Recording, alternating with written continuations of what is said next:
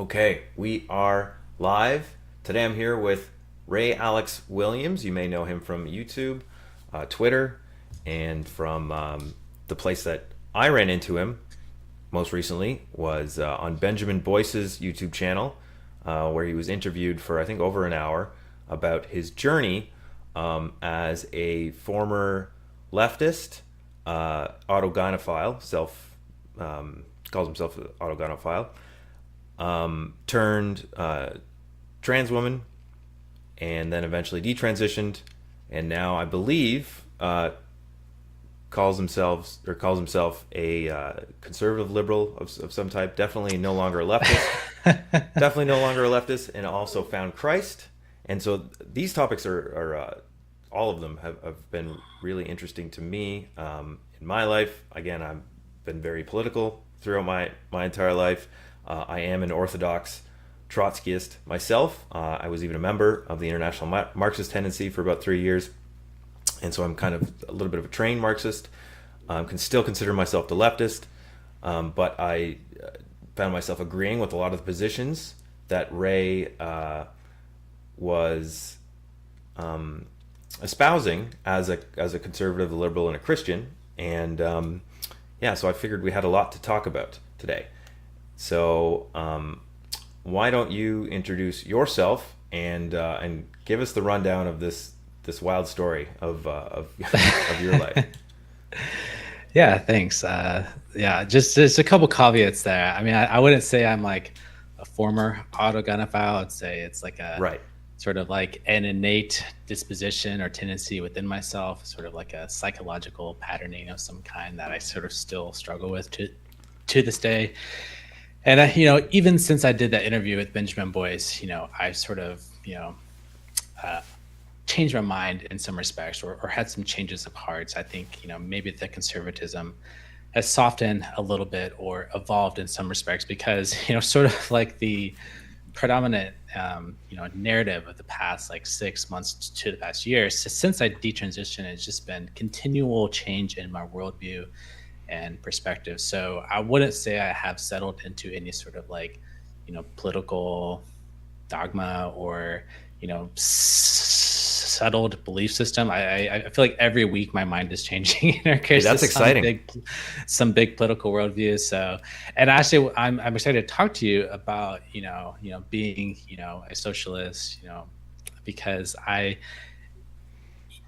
e- even though I sort of have sort of differed in a lot of respects from my progressivism of the past, insofar as I have recently converted to Christianity, I've been exploring Christian socialism and sort of thinking about these sort of religious imperatives or Christian imperatives for socialism that sort of have driving me to that perspective from a different perspective than I was in regards to just a purely,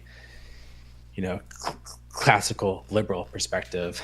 So that's something we can talk about. But I guess in terms of my own story,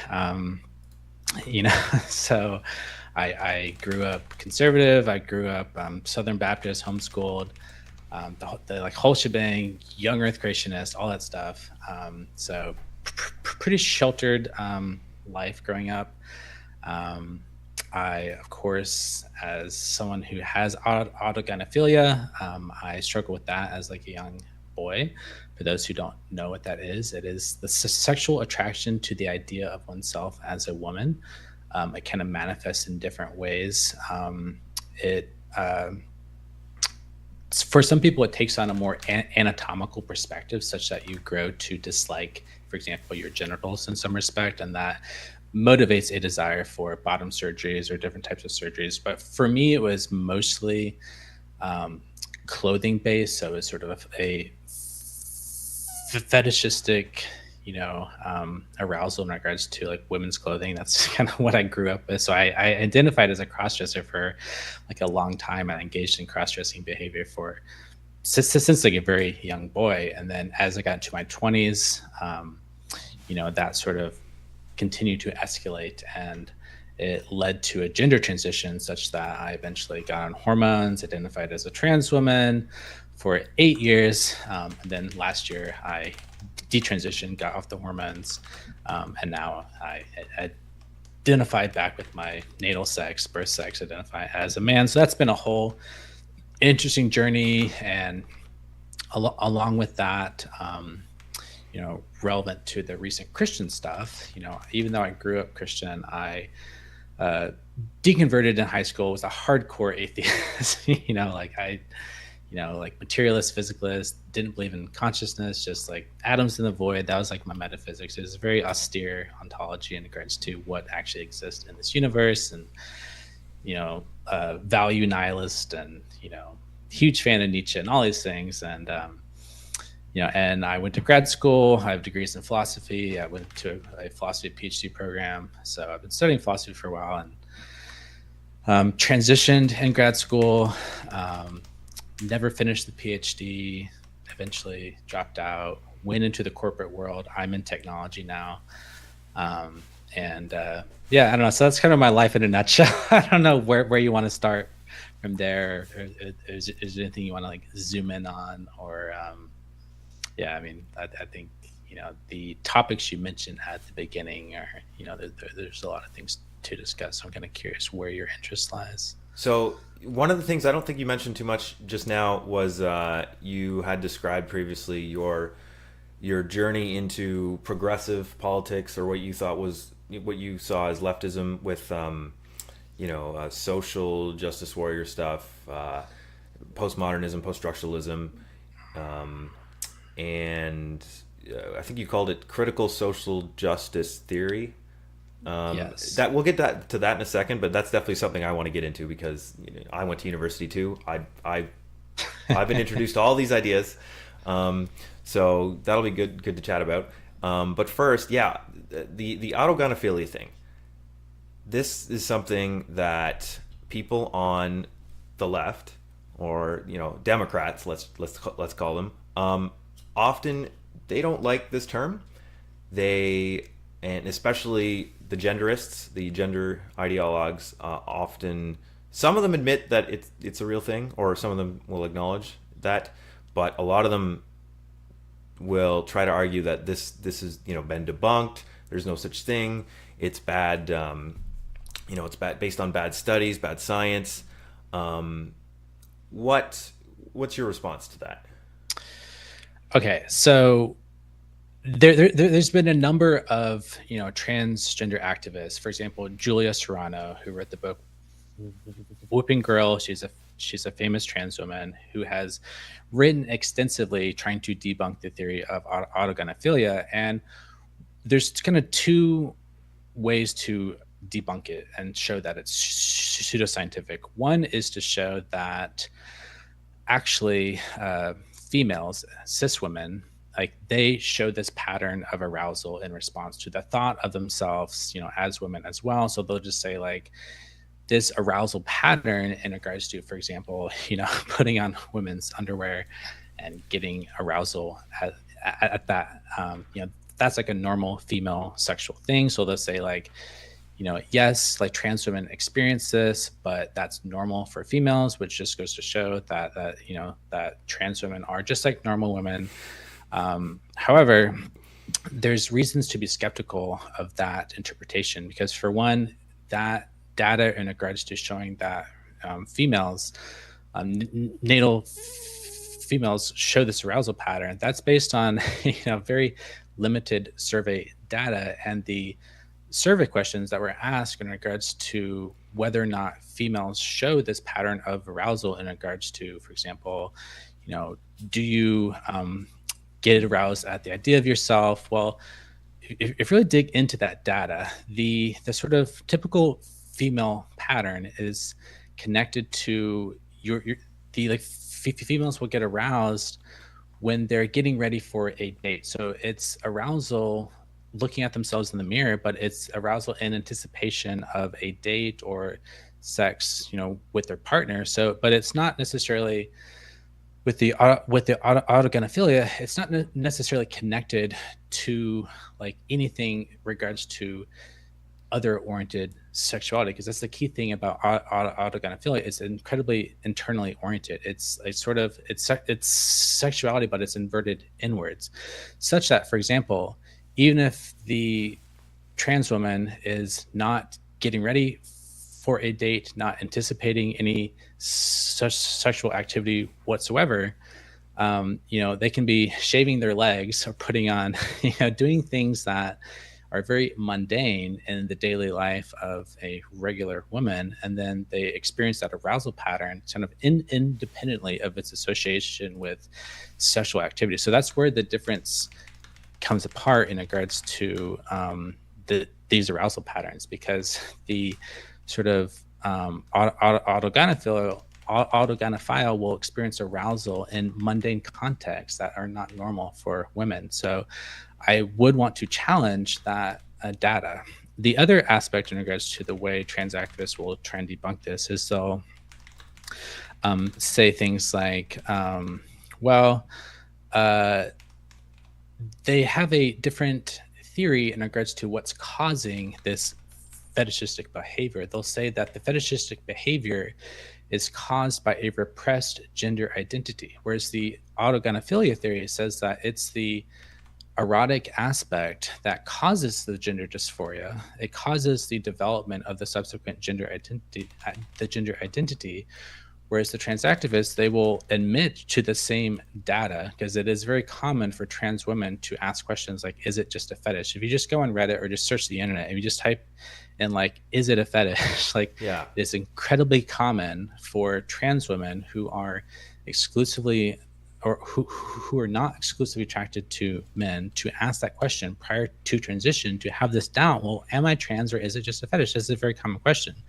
The trans activists will explain this by saying that, well, it is a repressed gender identity. So you're born with the gender identity mismatch, the brain mismatch theory, and that repressed gender identity causes it's sort of very Freudian in a way, because the only way for the repressed gender identity to express itself in a safe way is through the sexual outlet. And so they'll say like, well, but as soon as you start transition, as soon as you accept your gender identity and start transition and start the hormones or whatever, the patterns of the erotic arousal patterns go away and it all becomes normalized.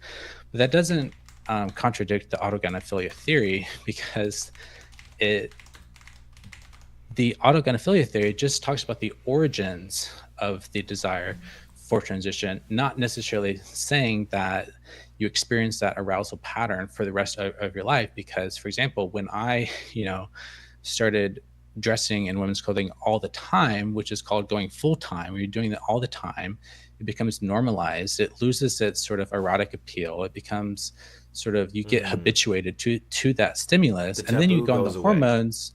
The taboo goes away, it becomes normalized, and also you go on the hormones, which kills the libido. I mean, it's the libido that drives the arousal pattern. So when you're on hormones, your libido as a male is suppressed, and so you basically, like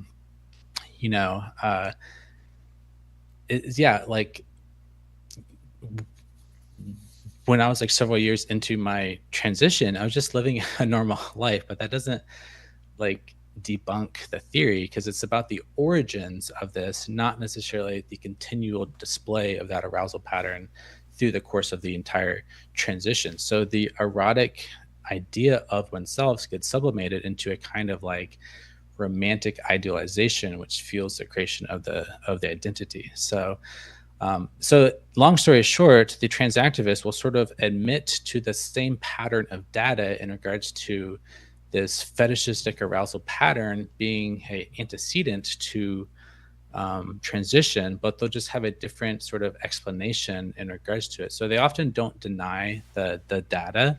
They just have a different theoretical explanation in regards to why that pattern of behavior. But fundamentally, you don't see this pattern in trans women who are exclusively attracted to men throughout their entire lives. They don't show this pattern of fetishistic arousal. The trans women who are exclusively attracted to men, they don't have this history of fetishistic cross-dressing prior to, or they don't show this arousal pattern. So that's the basic theory, is that there's this typological difference between these two types of trans women.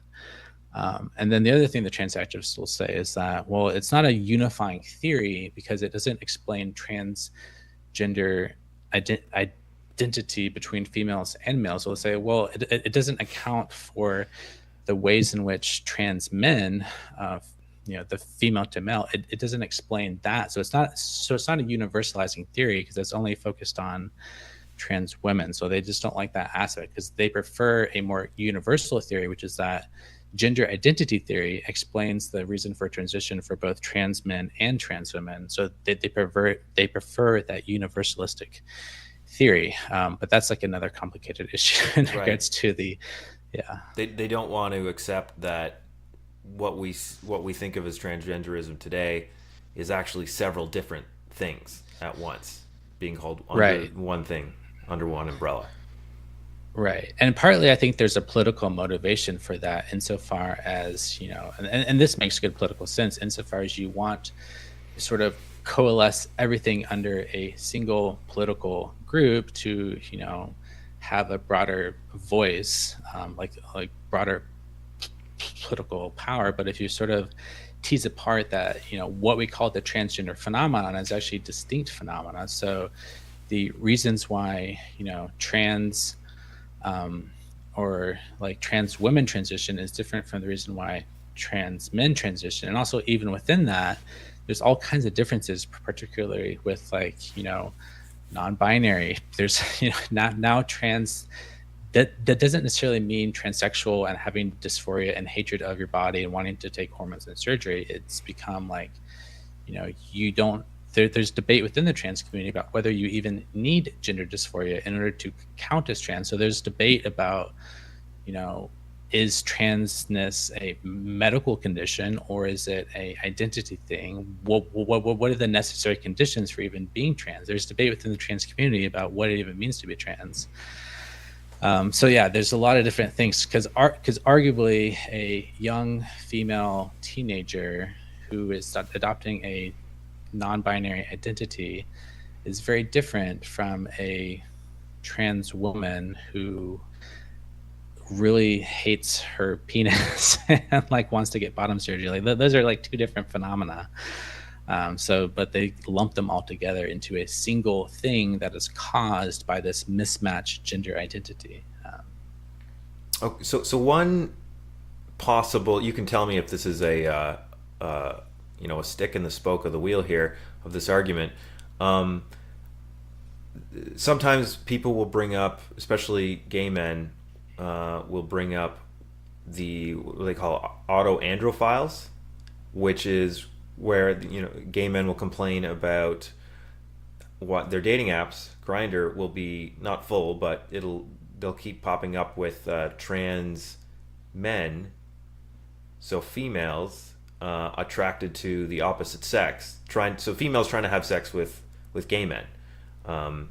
So they argue that this is just this is an argument for the idea that autogynephilia isn't kind of this specific thing to males, that it's that women can be like this too. Therefore, the whole theory collapses. Well, so there's debate within the people who research autogynephilia about whether there even is such a thing as autoandrophilia. There's some people, for example, Phil Illey, who has written a book called Autosexual. He's kind of one of the newer researchers on this field.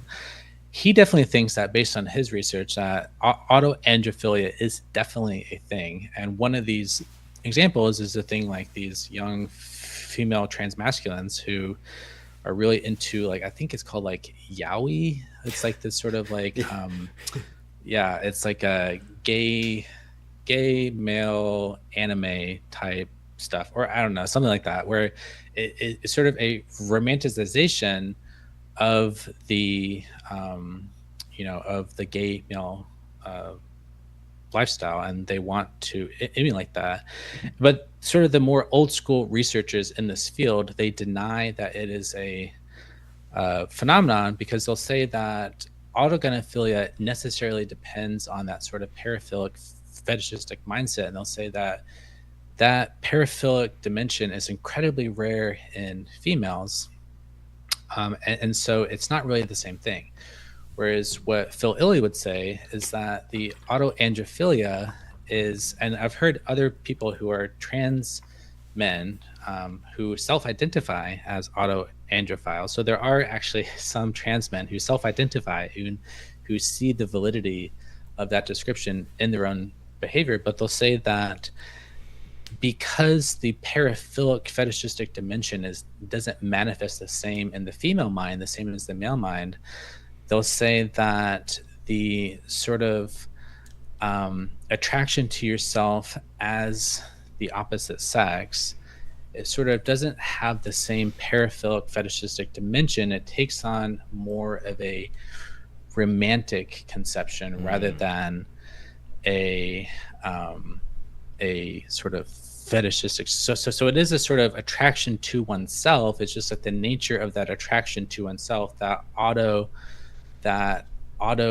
sexuality, it manifests differently because it doesn't have as much of a fetishistic component. And by fetishistic component, I mean specifically that kind of like very rigid sexuality that's typical of males, whereas the female sexuality pattern is not quite as rigid in how it manifests. So it is sort of similar insofar as autosexual, but it doesn't have the same manifestation pattern, which would. So is it that basically so that these females who are transitioned to males, who are attracted to gay men or males in general, that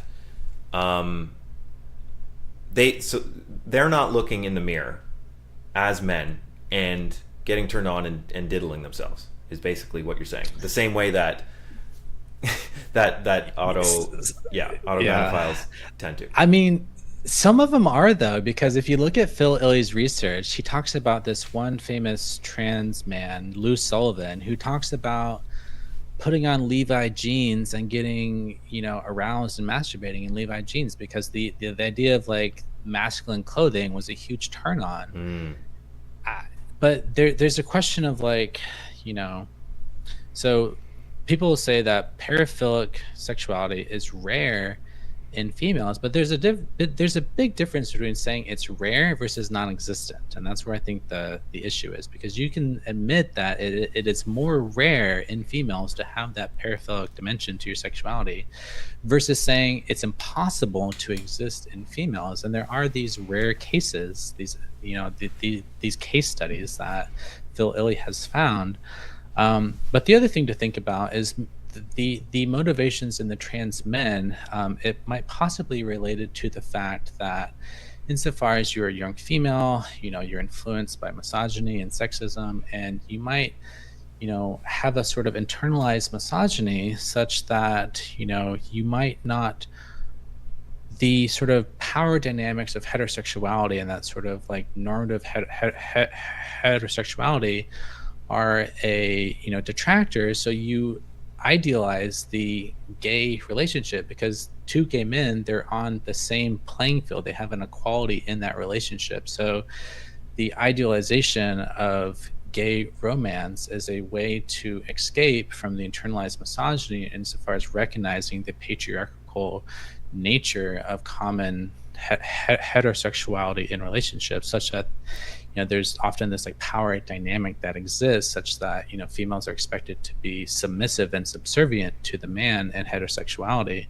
So a rebellion against that can manifest in an idealization of the more like equal playing field in gay romance. So the motivations are probably different, even though it is still a autosexuality insofar as the sexuality is self-oriented, insofar as and that autosexuality is characterized by this classic thing of like so the trans man is looking at a cis male and saying, am I attracted to you, or do I want to be you? And that's the sort of classic autosexual phenomenon that you see that in autogynephiles as well. It's like, am I attracted to you? as a feminine, beautiful woman, or do I want to be you? And often it's both the same thing. You both have an attraction that's other oriented, but at the same time, you you have a similar, like, I'm attracted to you, but I want to be you at the same time. So you're sort of like the classic autosexual phenomenon of like that sort of like it's both inner and outer at the same time. Okay, let's briefly talk about the politics surrounding autogynephilia, because I do not envy your position, because you're kind of being attacked on both fronts, on two fronts at least, probably more.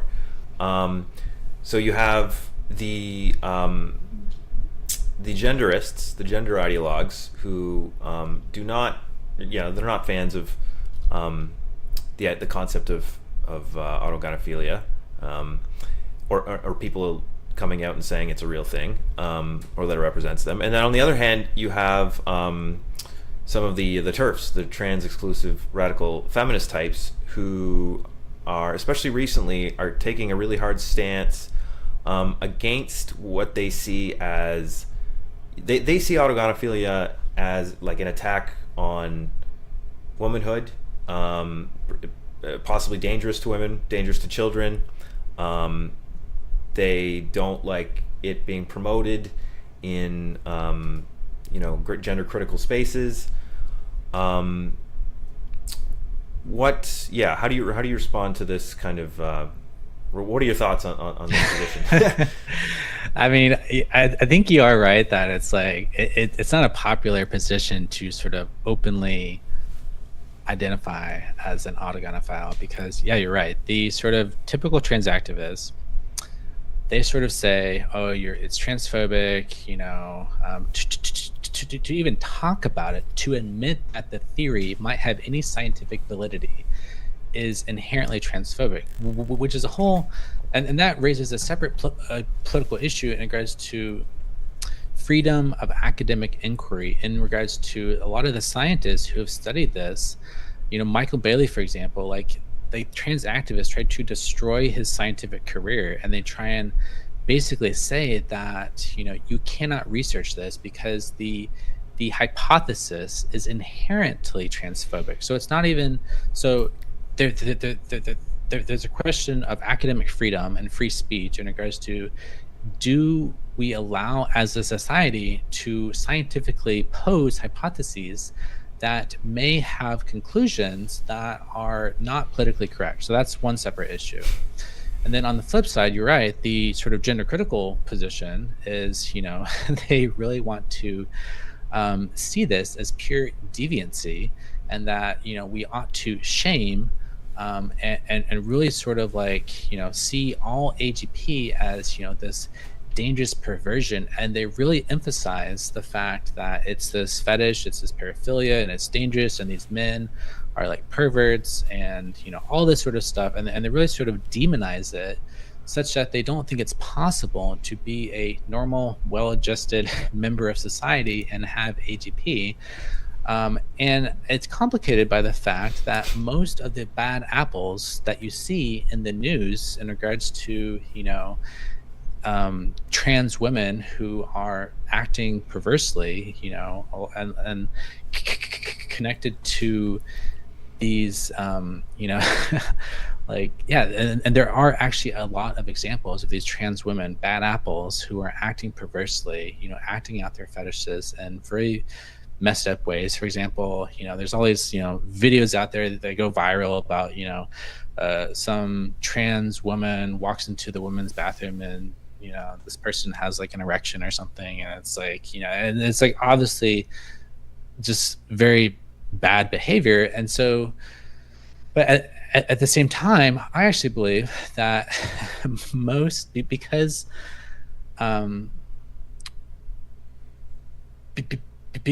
80%, according to Phil Illey, 80% of all trans women in the West have AGP, and that's millions of people. Just statistically speaking, the vast majority 80%? of those, 80% of trans women in the West, the causal reason for their gender dysphoria is AGP. Because you think about it, the actual theory is not just that like there's a bunch of trans women. Some of them have AGP, like a small minority, and some of them are transitioning because they're homosexual, and then the rest are just doing it for whatever random reason.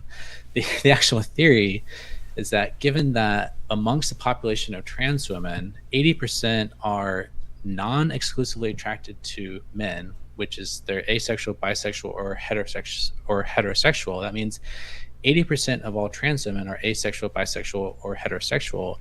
And if you fall into that category, you are necessarily, the theory goes, that is the motivating origin of your gender dysphoria, even if it manifests in different ways. So if you buy into the theory, 80% of trans women in the West are transitioning due to the fact that they have autogynephilia. And just sheer statistics, that's millions of people. But those millions of people, they're not all deranged perverts who are, going to destroy society. Like, most of them, in my experience, are just regular people who are trying to live their normal lives. But they sort of, all the bad apples you see in the media and all these viral clips, so there's a sort of like sampling bias such that you sort of associate AGP with all these terrible things. But it's sort of like, like in the news, like if it bleeds, it leads. You sort of, watch the news and you think your city's like, you can't go into an urban core without getting like shot up. And just because you sort of see it in the news all the time, so you sort of form this association. And but I think in the vast majority of cases, these are not like dangerous perverts, even though the erotic component is at the heart of the desire for transition. That doesn't mean they're like terrible people, in my opinion. But that's just saying that the gender critical is like, they don't like that. They want to like, quote unquote, hold the line. Well, it's only one wing of the gender criticals. That's true. I'm It might be a kind of strong generalizing. wing, but yeah. Yeah. Okay, so 80%, I've never heard that before. I always assumed that the gay, homosexual males were the majority, even the vast majority of transgender, transsexual women. So you're saying that's not the case? No. Well, just think about it. They're like among males, just in general population, heterosexuality is far more common than homosexuality. Sure. So within the population of trans women, there are far more trans women who are asexual, bisexual, or heterosexual than there are trans women who are exclusively attracted to men. Okay, but you just look at the demographic population. That is just a statistical fact. If you take the bisexual population of men, though, I've heard it said that in general, the people who are bisexual are usually one way or the other primarily, and that they'll do other things because they're experimental, their openness or whatever. So I've heard it said that a lot of the bisexuality is actually just really homosexuality which adds on some. No, some fun. I disagree with that, because there's this phenomenon in AGP called meta. It's called meta attraction, which is kind of a technical term, but basically, for the AGP trans women, the bisexuality is often a manifestation of the AGP, and AGP is at root a form of heterosexuality turned inwards. But the attraction to men is different from the way in which the classic homosexual is attracted to men, because the classic homosexual is attracted to the male form, and they are attracted to the male form as the male form. But the reason why the AGP is attracted to males is because that validates their image of themselves as a woman. So you're attracted to men because if a man is attracted to you, it satisfies the autogynephilic desire to be seen as a woman. So it's very Right. validating to have been attracted to you. Right. Men are And attracted to women. Therefore, if they're attracted to me, I'm a woman. right. And also, if you sort of listen to how AGPs talk about their attraction to um, men, it's very self oriented. Like they have a desire for, let's say you have a desire for bottom surgery, you want a vagina. In your fantasies, you might be thinking of having sex with with a man, but the fantasy is sort of the male just becomes like a sort of abstract detached penis of some kind. You're not really attracted to the masculine form in and of itself. You're attracted to how the masculine form can interact with yourself. So it's a self-oriented attraction to males, insofar as the man just becomes sort of like a detached like penis or something. And it's sort of hard to wrap your mind around, but you see this often in the phenomenon of men who identify as sissies or have sissy porn desires, Mm, such that mm. these are self-identified heterosexuals, such that like they don't actually they're not attracted to men in the way that like a homosexual is, but they still have this fantasy to be with men, but it's often an attraction to the body parts of men rather than masculinity per se. um, so I Okay. know that's kind of hard to wrap your mind around for a lot of people who don't experience this, but it's totally like that's how it works. So Well, that I'm glad you went there, because that was going to be my next question: is how does porn play into autogynephilia, and especially the sissy porn stuff? Because I never really understood how that all fit. Now it makes sense. right. Yeah. So I think we have to be careful here, because there's a lot of people who want to say that, Hmm.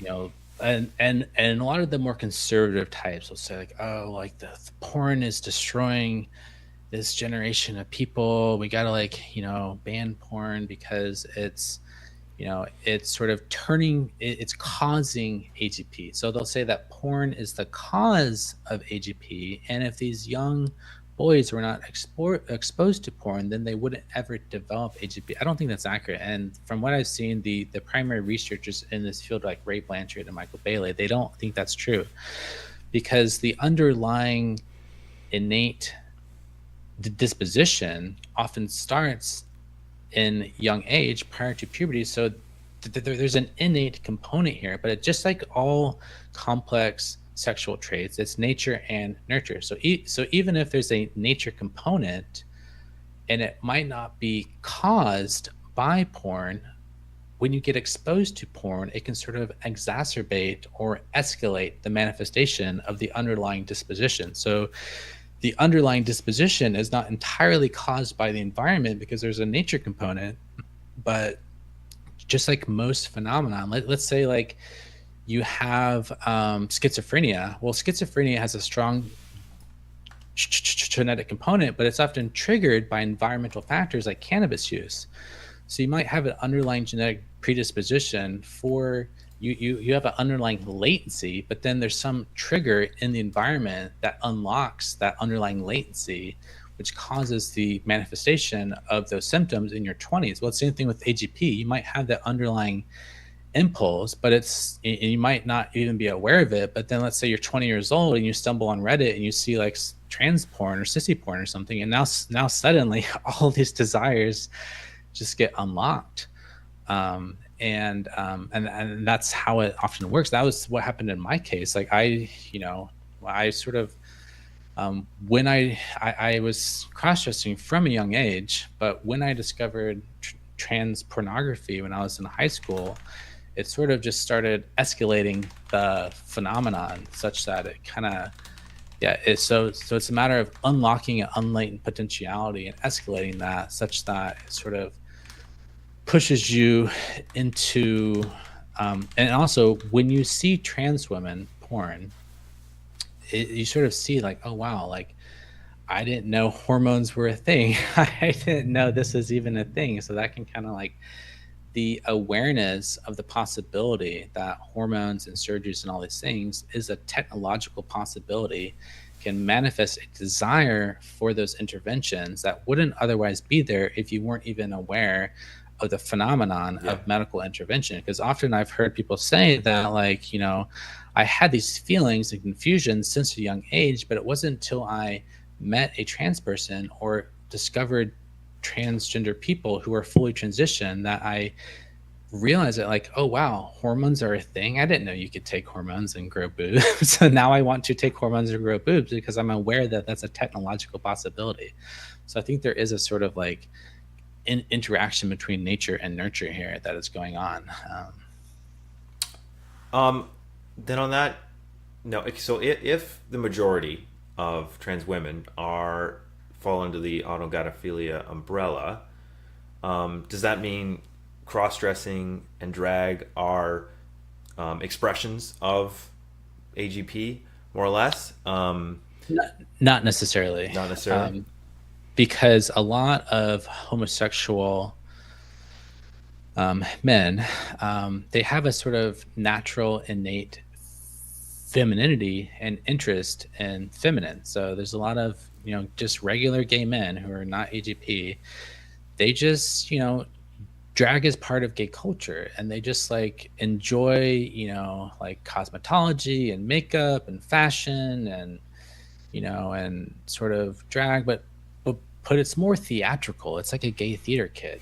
They're interested in these things not because it has an underlying fetishistic component, but because that's just sort of like, it's sort of, a lot of gay men are sort of naturally feminine and naturally flamboyant, not because of an underlying fetishistic component. Whereas like for the AGP, that interest in the feminine is a sort of downstream effect of the erotic element.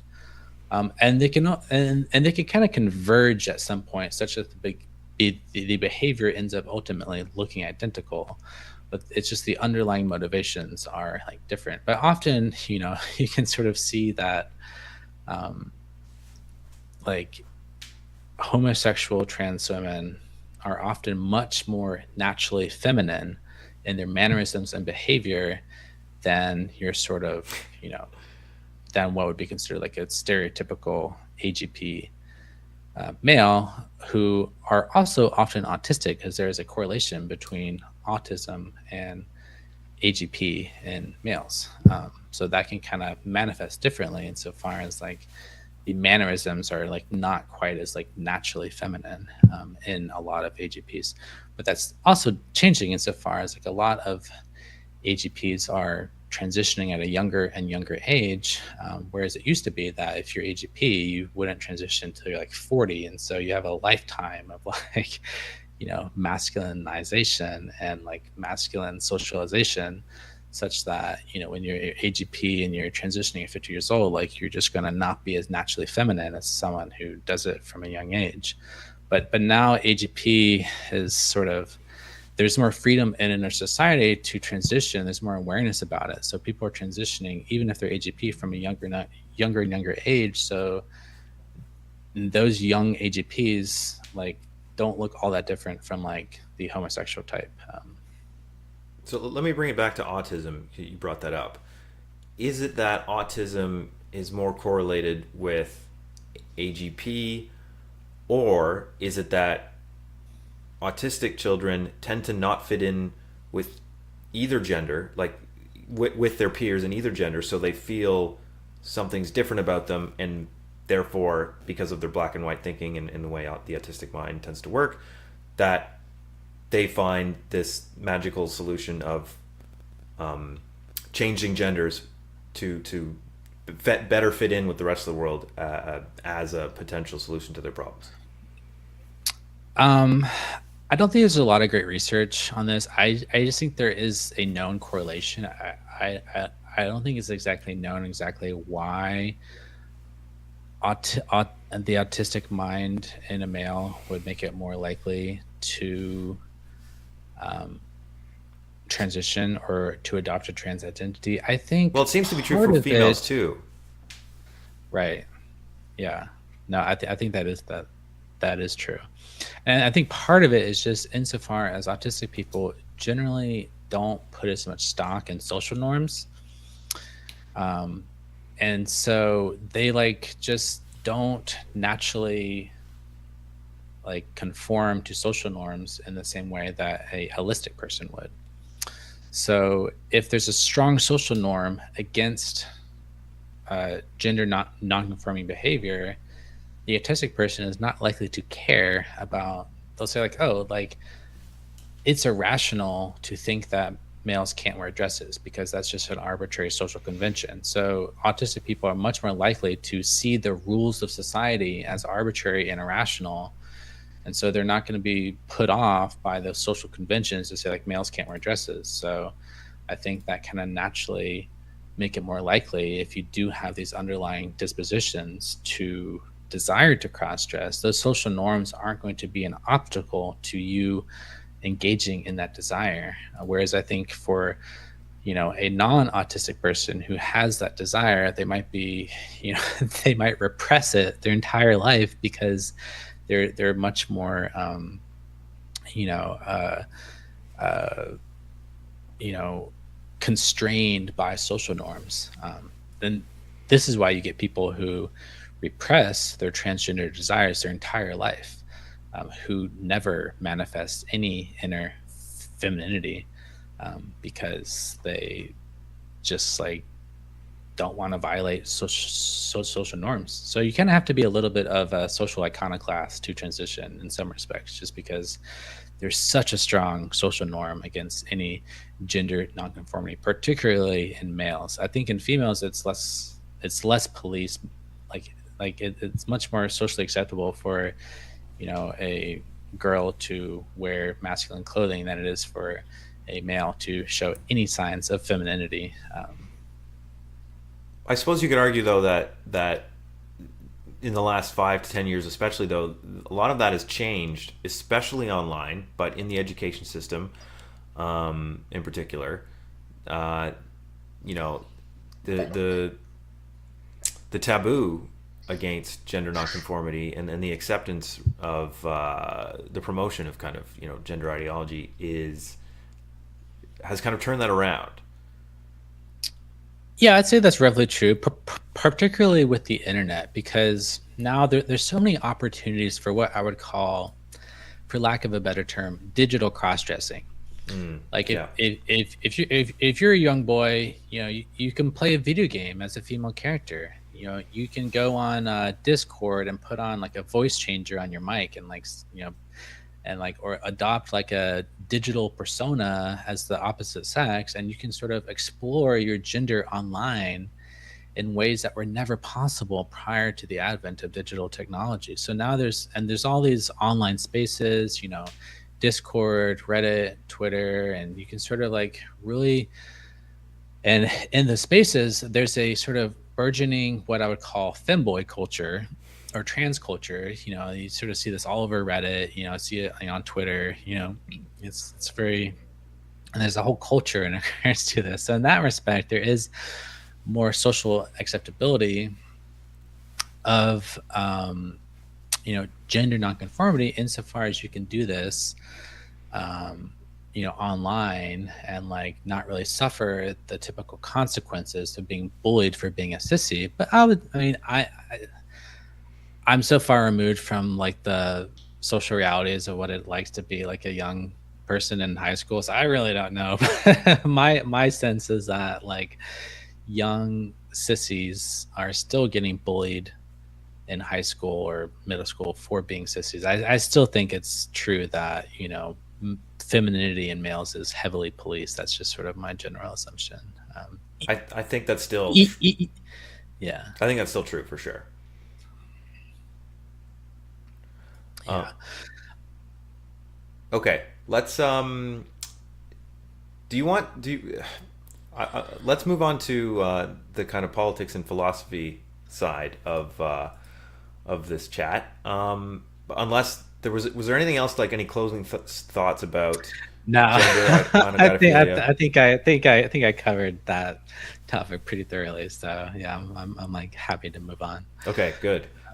So yeah, the other part that I thought was quite interesting was your political evolution and transition, you could say, as well. You started in this conservative Baptist family. You rejected that through high school and university.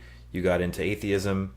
I also got deeply into atheism and evolution and biology and physics and the cosmos and all that fun stuff. And then you also simultaneously, I'm assuming through university, started taking on the social justice warrior ideologies, theories, postmodernism, post-structuralist, intersectional feminism. You mentioned a touch of anti-capitalism. You mentioned, or at least you saw problems with capitalism. And that the kind of view, and you took up this view that the problem with society is whiteness, patriarchy, toxic masculinity, and that these things made up the structure of society. Tell me about what got you there and what got you to reject that and then go in the direction you're in now. I mean, yeah, as far as like how I fell into progressivism or being left of center, I mean, it's just, prototypical, like my first presidential election was Obama. And it's just like, the Democratic Party, like hope and change and all this stuff. And just sort of like fell in line with typical democratic, values in regards to that. And so, but I would say when I was prior to transition, I was not that politically conscious as far as intersexual feminism goes. I was more interested in like pure philosophy, like philosophy of mind. My like research interests when I was in grad school prior to transition were very theoretical, like consciousness studies. That's what I was really into. So I wouldn't say I had like a highly developed political consciousness. So it wasn't like deep into leftism. I was never like a card carrying like socialist or anything like this. But then when I transitioned when I was 28 years old, and this is very common for trans women or trans people in general, when you go through your transition, you often have what's been called like a feminist awakening of some kind, such that you sort of like fall in line with the the typical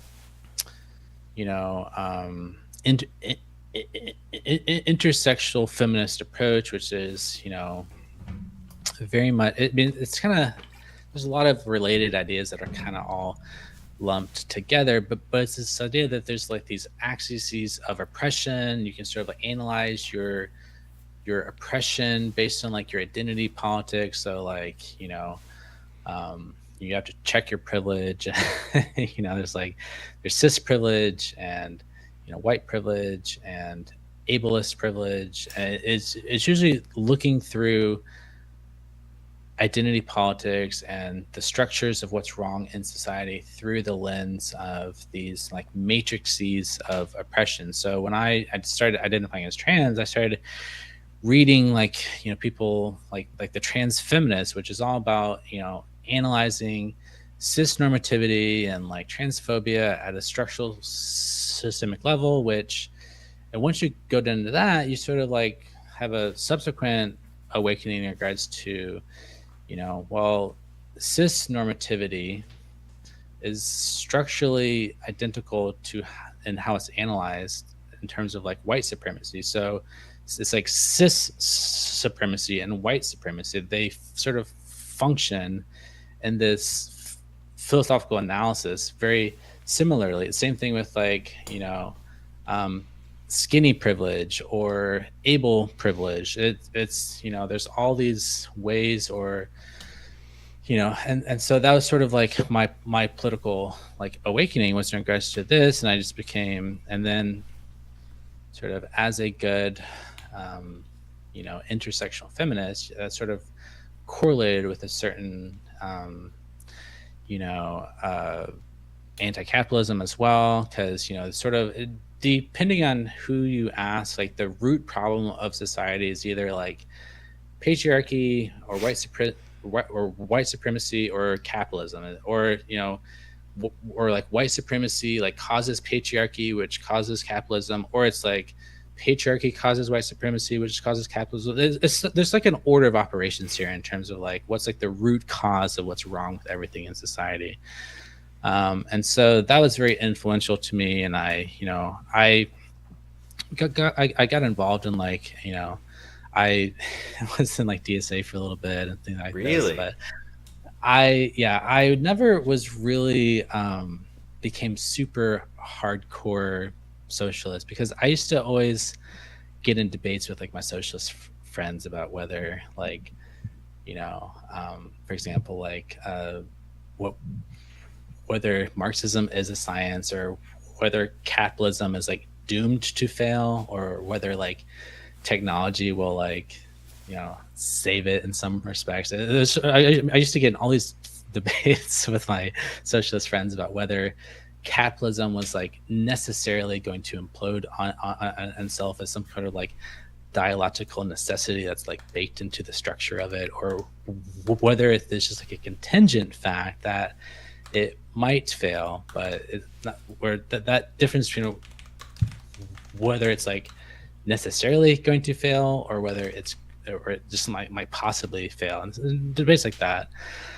And then, long story short, when I detransitioned and I started questioning gender ideology, like I just sort of felt a lot of freedom to question other correlated beliefs in regards to, some of these critical social justice narratives, um, like queer theory, and all these sorts of things. And it's sort of, so I just started becoming more amenable to classic liberalism, because I started caring about, issues like free speech, and like how, like just talking and being critical of gender ideology. Like there's certain, just from a purely free speech perspective, like I started getting interested in that. And then I read, I'm not sure if you've ever read any of James Lindsay. He wrote this book called Cynical Theories with Helen Pluckrose, which is sort of this critique of what they call critical social justice theories, which is connected to what they would call, neo-Marxism. So I got interested in that, and I don't know, and now I'm sort of like definitely much more critical of some of these, I guess wokeness, which is kind of always hard to define and pin down. But like I mentioned at the beginning of this of our conversation, my recent interest in Christianity has sort of reawakened an interest in socialism from a Christian perspective, from a gospel perspective, sort of looking at the radical egalitarianism of like Jesus's, politics, and how he emphasized, a primary focus on like, caring for the hungry and the poor and the oppressed, and sort of, and, the Acts of the Apostles, how these early Christian societies, they shared their wealth and they lived a very communal lifestyle. And, so now I sort of have like a genuine religious like ethic that's motivating me to want to implement socialist ideas independently of the sort of like more utilitarian calculus about whether it's like the most efficient way to run society. It's more like, regardless of whether it's like the most efficient way to run society, it's like the most ethical way to run society. And that ethical imperative is preeminent insofar as that like maximum to love your neighbor as yourself like overrules any other social imperative. So but that's all very recent things to explore, so I'm like kind of like actively exploring and all that. So How long ago did you have that interview with Ben? I think it was like December. Okay. So you're wow, yeah, you're like shifting. Your the tides are kind of, you're picking things up, putting things down. Things are moving along. pretty quick Yeah, for you. That's yeah. that's pretty cool. Honestly, that's a enviable place to be because you're open, right? And you're taking in stuff from all kinds of different places. Yeah, no, totally. And to some extent, like, it definitely feels tempting to just like put my roots down and like just Hmm. believe something and just like settle my mind because to stop my constant questioning. Because like I've had so many worldview shifts, like, and my all my beliefs have been like kind of like uprooted in the past year. It's just like things that I have just long held. It's just, but yeah, I'm in a very open place ideologically. Like I'm still sort of exploring what all this means. Like um, and there's sort of like, but I'm still much more attracted to conservatism in certain dimensions in regards to I have a sort of more Christian oriented ethic, which I do think, for example, on the question of sexual ethics, um, most Christians who are conservative will say that, well, Christian sexual ethics entails like being against gay marriage, for example. I don't necessarily believe that because I have a different interpretation in regards to how to understand the Bible being inerrant and how to interpret some of these passages that sort of seem to suggest that gay marriage is like wrong. So nevertheless, that doesn't necessarily mean I agree with your sort of classic liberal, secular, humanistic sexual ethics in regards to anything goes. It's a hedonistic philosophy that basically says like, you know, pleasure is the ultimate good. And so, for example, that sort of can lead to a very, hookup culture type liberal ethic, such that, it sort of, downplays the importance of, committed, like marriage. So for example, in my marriage, like I take the Christian imperative that, you ought to be self sacrificial towards your spouse, such that, you know, divorce, like for a modern secular culture, like this hedonistic ethic will basically say that, well, if you're not happy in your marriage because, for example, you're not getting enough sex, which is very common for men, then like it's your prerogative. You deserve to be happy. You deserve to have your own hedonistic desires for sex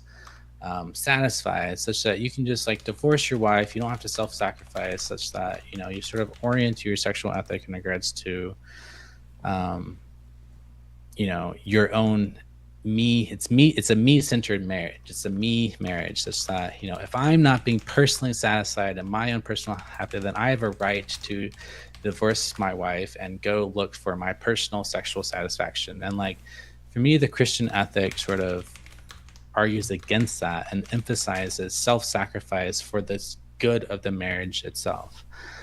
So in that respect, I have a more conservative perspective versus your more typical hedonistic approach in philosophy, but at the same time, a much more progressive insofar as I support gay marriage and stuff like that.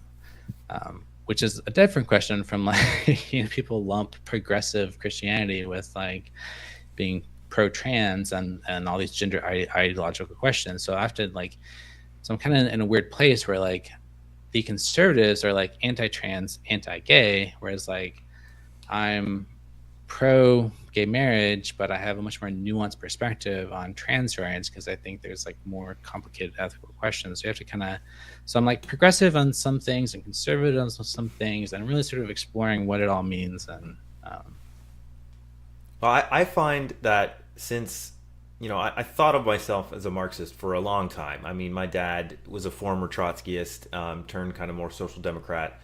And, we had the Communist Manifesto growing up in high, I think I read it in high school.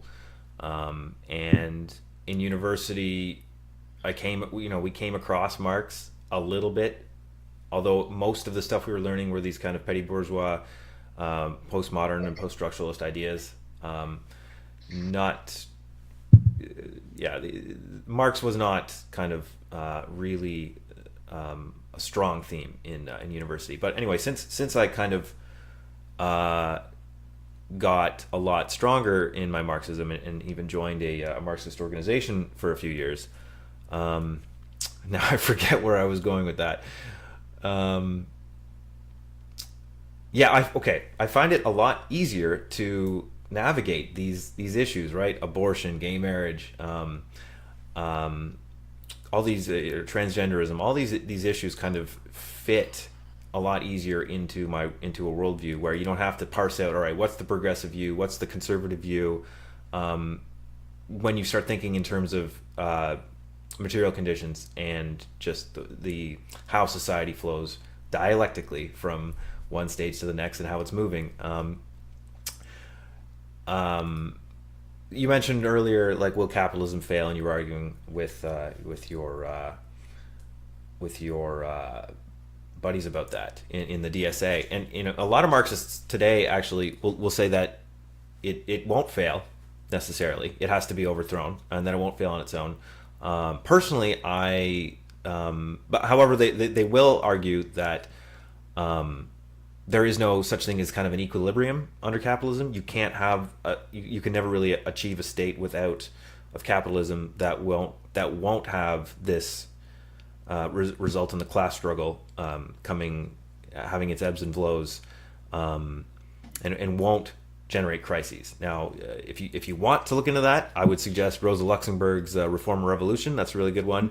But I actually personally believe that capital, through reading Henrik Grossman and his work, and his interpretation by Ted Rees, that the tendency of the rate of profit to fall, if you take it seriously, means that capitalism ends up in a position where the rate of profit, the world historic rate of profit, just kind of lowers to the point of breakdown, where capitalism won't necessarily disappear on its own, but it'll get to a point where it can't keep, it'll be kind of in a permanent state of crisis until something else comes out of it. And again, for that, I would recommend Socialism or Extinction by Ted Rees. But that's kind of besides the point. And then the free speech issue too, you mentioned. There's certainly a lot of bad socialists. I would argue they're not really Marxists. That join the state and the Democrats in this kind of fight against free speech. For the Bolsheviks, for early Marxists in the First International, Second International, free speech was and upholding liberal bourgeois values in general was very important to them.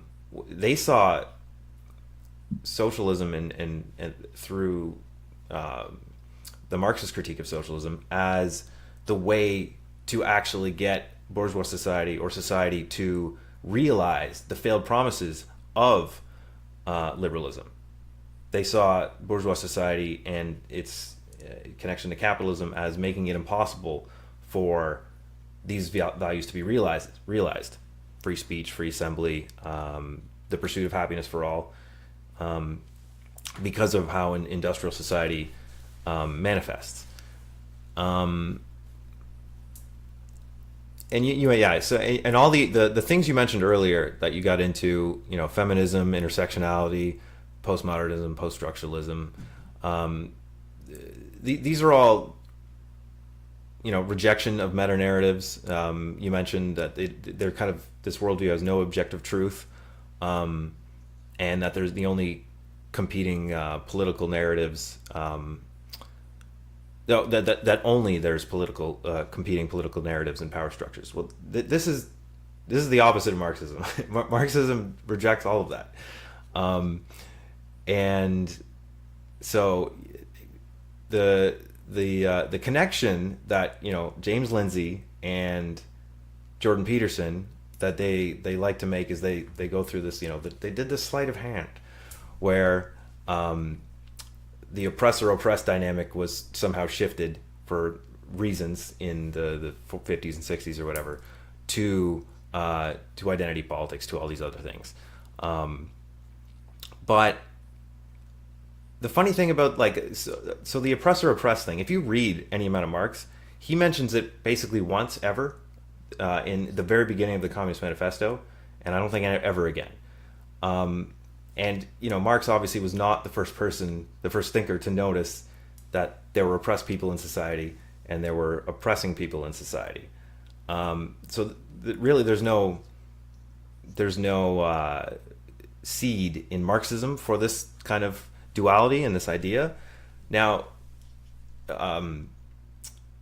Marx talks about not how people will say that Marxist, well, Lindsay and Peterson will say how Marxists they want to turn everybody into they promote the idea that everybody's either a proletariat or bourgeois or worker or capitalist. But the point Marx was making was that it's actually capitalism that is pushing people into these two categories, whereas there used to be all kinds of other subclasses, middle classes. But because of how capitalism needs to expand, and polarizes, it rips people from the rural towns, rips them out of there, throws them into the factory, and makes aristocrats not expendable, but futile now. So they have to become capitalists. So you get a society that becomes increasingly just pushed into these two camps because of capitalism, not because Marxists want it to be that way. Well, to be fair to James Lindsay, I think how he would tell the story, or at least how I've heard him tell the story, is that your traditional economic Marxist who analyze, this class struggle in terms of an economic struggle,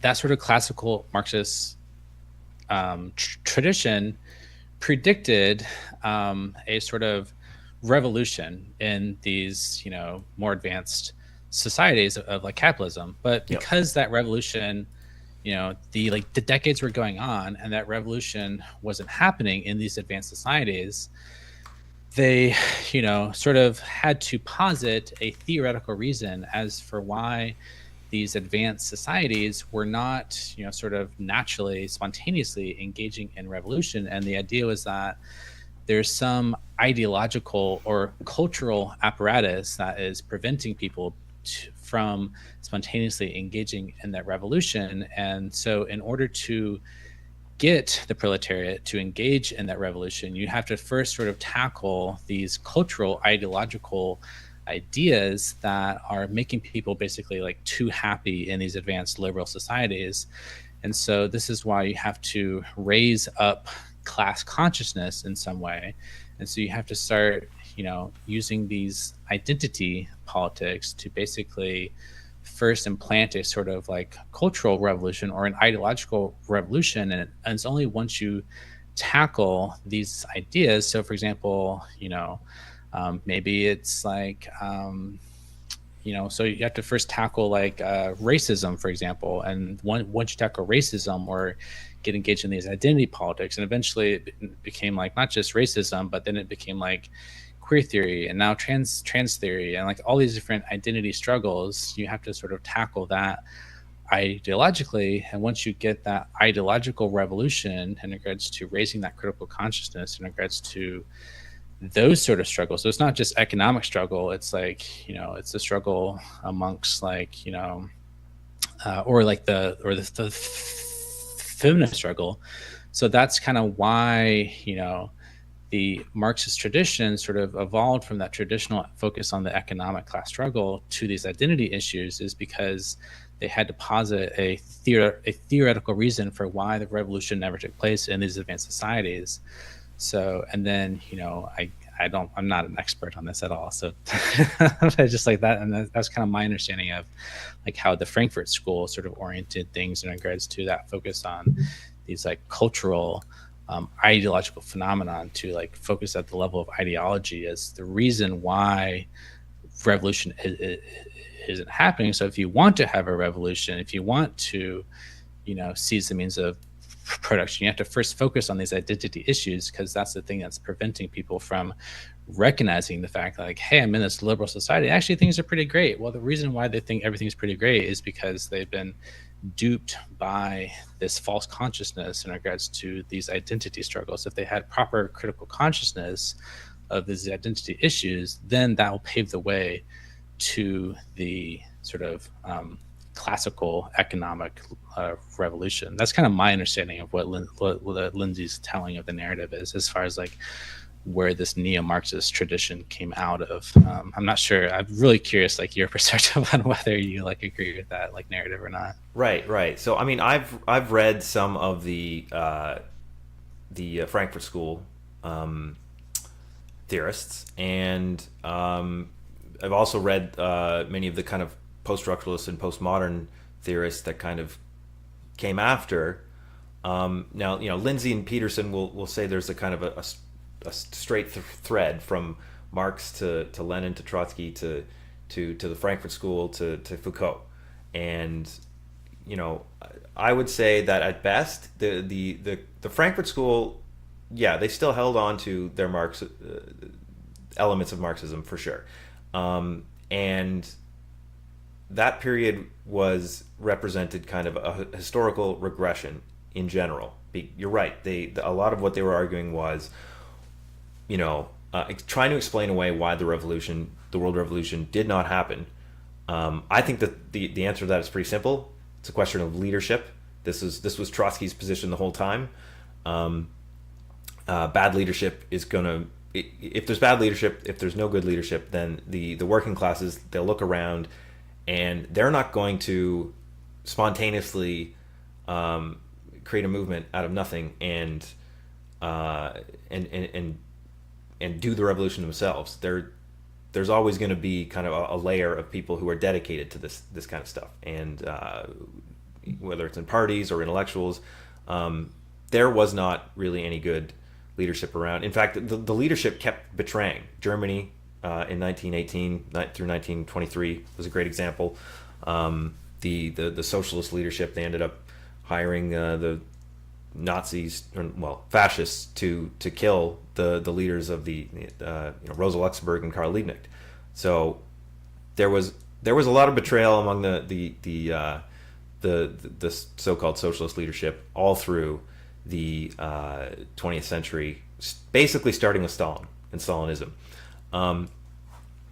And so yeah, they were reacting to this kind of this regression, this failure, and they were positing, well, part of the problem is that capitalist ideology is indeed is too strong, right? We don't have the ability to create the consciousness necessary up against the power of consumer culture and all this stuff. And they made some interesting arguments, but I think, like, if you just look at the Frankfurt School alone, there's not much in there that can take you to, well, the answer is therefore identity politics, the answer is therefore feminism, and that's going to be the way to revolution. And if you do go that way, you are kind of cutting off your link to Marx and Engels and Lenin and Trotsky right away anyway, because that was kind of always you're moving into idealism from materialism, because their view was that the conditions of capitalism itself, the conditions of society, how it's organized, its crises, that is what pushes workers to struggle, and the workers in their struggle, realizing they can have wins, realizing their strength, that is what creates makes the move from a class of itself to a class for itself, not this this stuff about gender and race and different vectors of oppression. I think I lost my train of thought, but I'll let you respond to that. Well, yeah, I mean, I think there's a question in terms of like, okay, so even if, this sort of Frankfurt School that focused on these, identity politics aspects, and they sort of like lost, Well, I would say the postmodernists who came after, they were the ones who got people into the identity politics. Right. It wasn't so much the Frankfurt School. Okay, yeah. So the postmodernists, even if they weren't like good Marxist in that sense, they sort of like abandoned traditional Marxism. they nevertheless, were influenced by Marx. They were reading Marx. They self-identified as Marxist for the most part, or they, were very much, within that lineage. So even if it's not like the continuation of traditional Marxism, focusing on the economic, material conditions, that was still influential in their intellectual lineage. And you can just argue as like a matter of historical contingency that that school of thought, that postmodernist school, has become ascendant in the modern day in regards to this like this wokeism that has become dominant in terms of how we are thinking about all these identity politics issues today, like the gender ideology issue, the sort of like white fragility, sort of Robin DiAngelo sort of like, approach to identity politics and critical race theory and all these things, like, that sort of regardless of whether or not they are proper good Marxists, like that sort of has become the like that lineage, that historical pathway has become what is dominating in our culture in regards to a lot of this stuff. So regardless of whether it's like true to proper Marxism, and we can debate whether neo-Marxist is the right term. Maybe they're not real Marxists, and maybe we should only reserve the term Marxism for people who are like classically economically Marxist. And that's like to me that's just like a semantic debate in regards to like I don't really care like whether they're actually neo-Marxist or something. I just some other cool call them like postmodern constructivist or something. But I think the key idea is that it led to this sort of postmodern constructivism, such that now everything's about social constructions. And like to me that's a more interesting question, is like looking at like, okay, well, like that just is what is the ascendant dominant ideology in regards to what's influencing so much of our culture right now, which is like leading into why is like I don't know. So that for me is the issue, is like that just seems to have been the pathway by which we now find ourselves in where we are. And so I'm interested in critiquing that constructivist position. And it just does seem like there's an influence from Marx, but like, yeah, like the question of whether it's like true Marxism, I'm less interested in that question, because it just seems like, that's like a verbal debate in regards to like whether we call it Marxism or whether the neo aspect of neo-Marxism is doing all the work and just call it something else, but like call it critical constructivism or postmodern constructivist thought. But now we get the idea that like there's no objectivity, and that male Right. and female are constructed categories, and that the very idea of objectivity itself is some sort of like like white supremacist like conspiracy theory, and regardless of whether you think James Lindsay has like accurately characterized like the traditional lineage of Marxism, or whether he's fair to like that lineage, like I think he is getting on something interesting insofar as, for example, he got in this big Twitter debate a few years back about like people were saying that saying that 2 + 2 = 4 is like, I don't know if you remember that debate. Yeah, I do.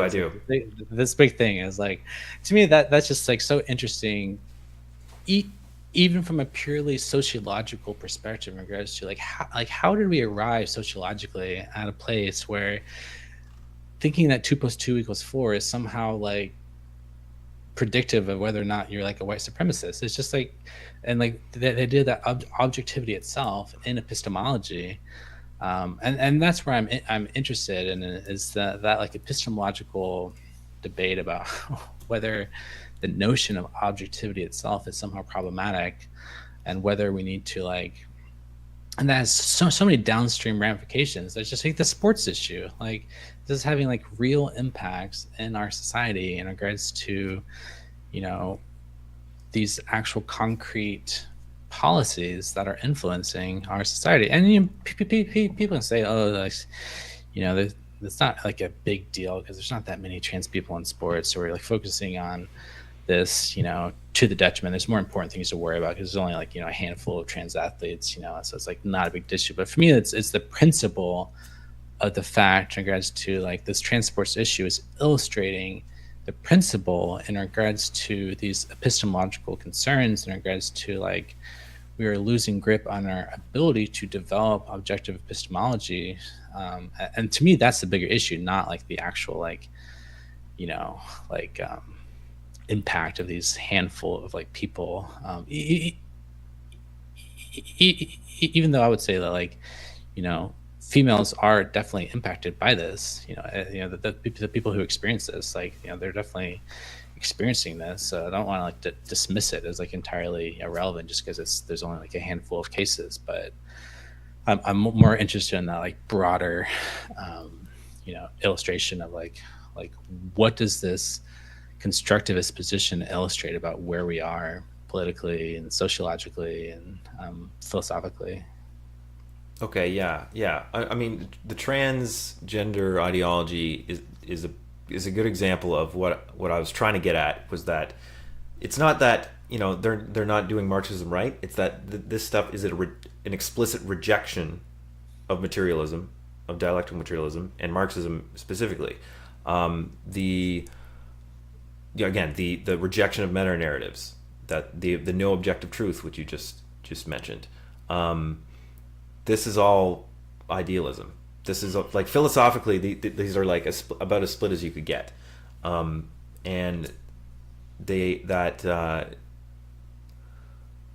So the idea that one can be born in the wrong body, that's inherently idealist. That the notion that the mind is the primary, the thoughts are primary, consciousness is primary, and then kind of matter comes after. That's idealism, not materialism. Like a Marxist believes, a materialist believes, a liberal should believe that it is the matter, the brains, the atom that gives rise to the mind, not vice versa. You don't perceive before matter. There's no, and this is partially why we Marxists don't believe in religion or God, is because matter has to come first to them. And what was I going to say? I'm curious though, like how you would sort of respond, like why does it seem like there are so many transgender communist cat girls out there, to borrow a popular, archetype from ContraPoints in regards to like, why That's a very good question. Why is it, in your opinion, that so many leftists, who are card-carrying DSA members or what, pro-communist or whatever, and there's this like, why is that there's this connection between radical leftism in regards to being very explicitly card-carrying socialist communists, but then like buying into what you were calling these like idealist ideas? And because I imagine playing devil's advocate for this position, they're going to say like, well, the born in the wrong body thing, that's just a linguistic metaphor, and like it's reality. It's like, transgenderism is like a brain sex thing. You have like, our brains, we have like intersex brains. So it's really like, it's the material conditions of our brains. It's like a psychiatric medical condition. It's like my body is wrong. So I'm like trying to fix my body, which is why I'm taking like the hormones from the surgery. It's like a very material focused condition. I have like a wrong body. It's like a brain body mismatch, not a mind body mismatch. So they'll say that like, this is like, and it's also impacting the material conditions of like, trans people are like in poverty and they're being treated poorly by the government, society. So like, what would be your response to that? Like, how would you sort of like, critique that from the materialist perspective, in regards to like people who are going to say like, well, actually like the material conditions of trans people are pretty dire in many respects. So I'm curious your response there. Well, I mean, the material conditions of trans people, I mean, the material conditions of all poor people or anybody who's, got some mental affliction or suffering from distress, they're going to, I mean, their relationship to capital is going to be more or less the same. They're just going to be kind of in a worse spot than an average worker who doesn't have any of these conditions.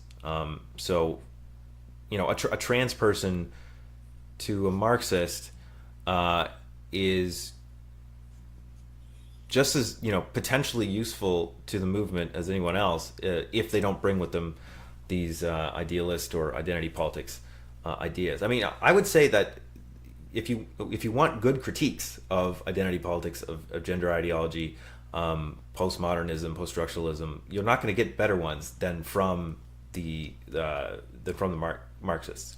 Now, I think the reason that you get a lot of these types joining leftist movements is because they see socialism in the kind of broad sense, like the pre-Marxist sense almost, where it's like, we want a society that's fair, and these ideas of equity and stuff that you had mentioned before, so they see it as, a society that's nice to everybody. It's like you're helping other people. It's empathetic. This is what they associate socialism with. But this is not at all what why Marxists and socialists historically have fought for socialism. They weren't fighting it because it was going to be more fair. It's a project for freedom, and it's a project to realize the promises of the bourgeois revolutions and liberalism, where they've come short because of the crisis of society through the crisis of capitalism and industrialization. I think that's the main reason that these things get put together. And then I was in a Marxist organization for a while, and we ended up having problems because a lot of the students we were recruiting from would come with these ideas, with these petty bourgeois, postmodern intersectional ideas, and we ended up with all kinds of, we had a big exodus of like 50 or 60 people over a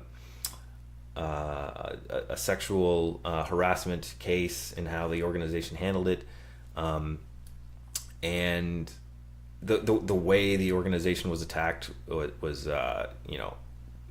it was basically a political identity politics based attack, rather than anything about kind of the organization itself or the ideas. I'm kind of getting lost here, but like, it's a big problem in the movement that these people tend to be attracted to these, because 100 years ago, the workers' movement, the socialist movement, did not have this problem.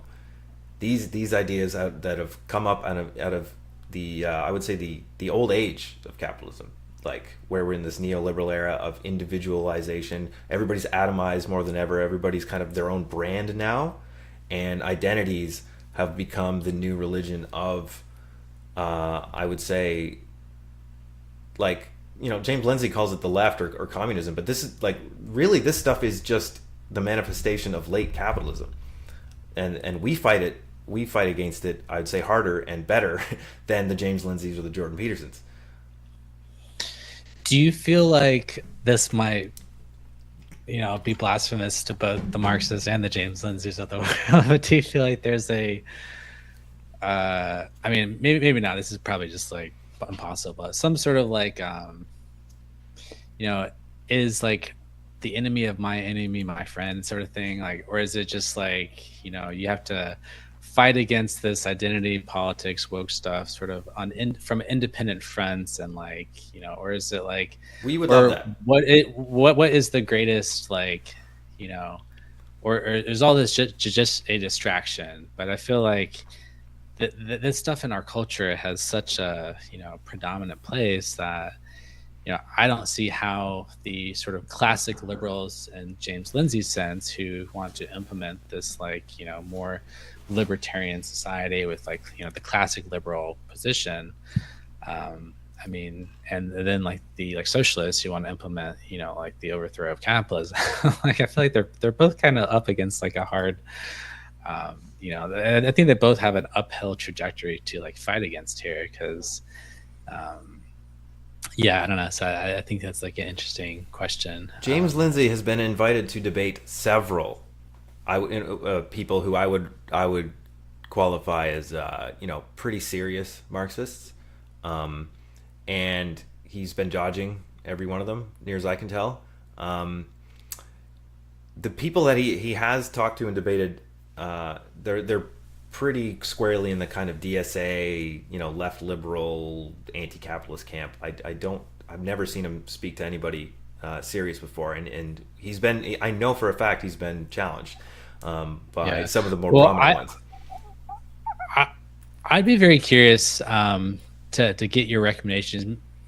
Maybe you can DM me this or like give me a list because like I've been reading James Lindsay and it's like I appreciate his critique of wokeness, but I'm also this is not my area of expertise, and I've been interested like who are the best people who are going to push back against the Lindsays of the world? Because I am open minded enough to realize that he might not be the end all be all in terms of like this story in regards to like that Marxist story or that neo-Marxist story that he tells, and I am genuinely interested in like what is the best intellectual response from the traditional Marxist position. So I'd be so curious to know that because yeah, I don't know, I want to like steel man Marxism. I don't want to like Right. just buy into like just that's just what Lindsay says. But at the same time, like I think too many people I see on the left are dismissive of Lindsay's critique insofar as they don't like the way he potentially mischaracterizes Marxism, and they And therefore Hegel. conclude that and like Hegel, and they say like, well, his criticisms of what he's criticizing are completely illegitimate, and there's no basis to what he's saying, even if they think his criticism is not traditional Marxism. And maybe traditional Marxism can escape his critique, but the thing he is critiquing, this like wokeism, maybe that is a legitimate critique, even if that critique is not applicable to traditional Marxism. So I think people throw out the baby with the bathwater and think like, oh well, Lindsay is just like doesn't know what he's talking about, and like this critique has no basis, and like and cause, yeah, and then the same thing with like Jordan Peterson, like regardless of your beliefs about whether or not he knows what he's talking about in regards to traditional Marxism, which he probably does. But like, I think that he's like, getting at like a kernel of truth in regards to something, rotten in our society in some Oh yeah. respect or another. So I think there's room for nuance in regards to like, but people who sort of reject outright that like these criticisms of the woke are just completely baseless and have like no grounding whatsoever. Like I think they're sort of you know just as wrong as anything. So I mean, so yeah, one of the things I was going to bring up today was, what is the left and what is the right? And to me, and to, I would say, serious Marxists, the phenomenon of wokeism and identity politics, this is all really what we call the right. Stalinism is the right. Identity politics is the right.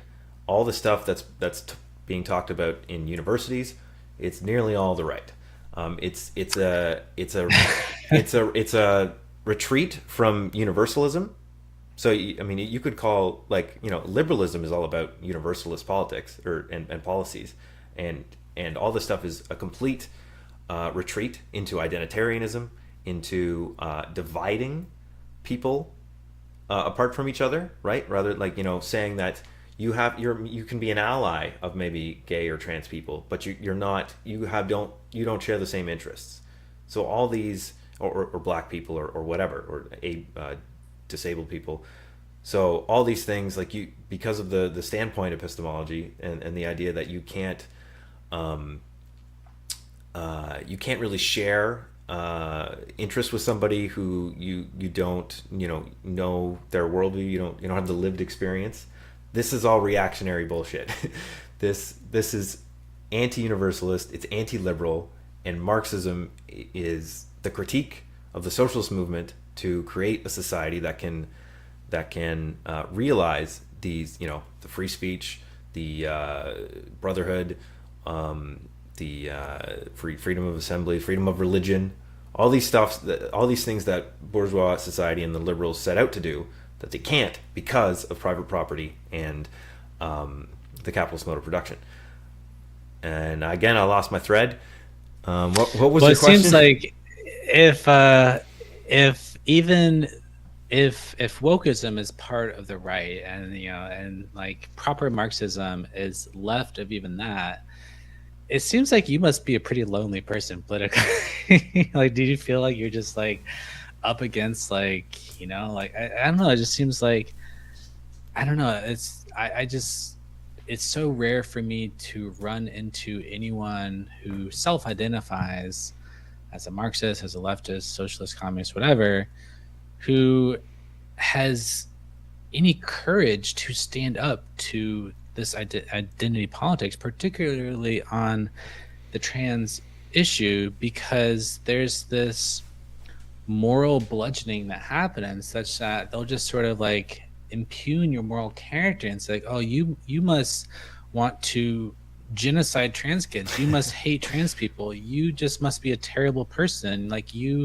how dare you, like you have blood on your hands. And it just becomes this like this moralism. And like how do you respond to that? And it's just sort of like you just stand by your principles and like don't let them browbeat you into this thing, because it seems like I just just don't see that many.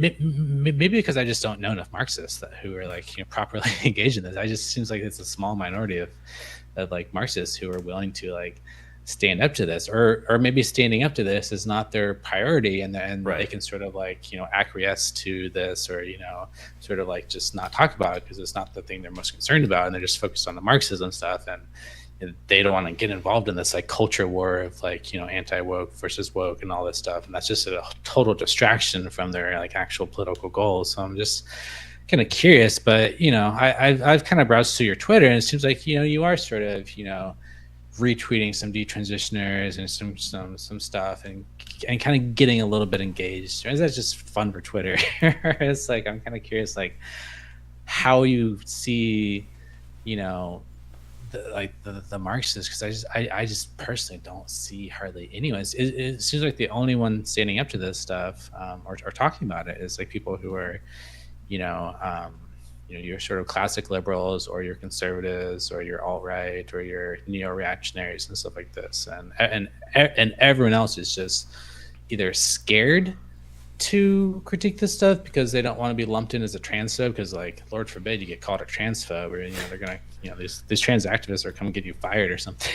Because like So okay, so there's a couple things here. So first of all, the reason, like I look at this from a historical perspective,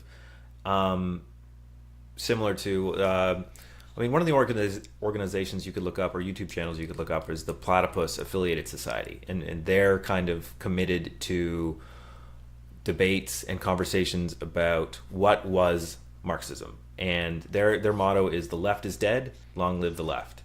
And it could be reasonably argued that the left died about 100 years ago, or maybe a little less, maybe a little more, depending on who you talk to.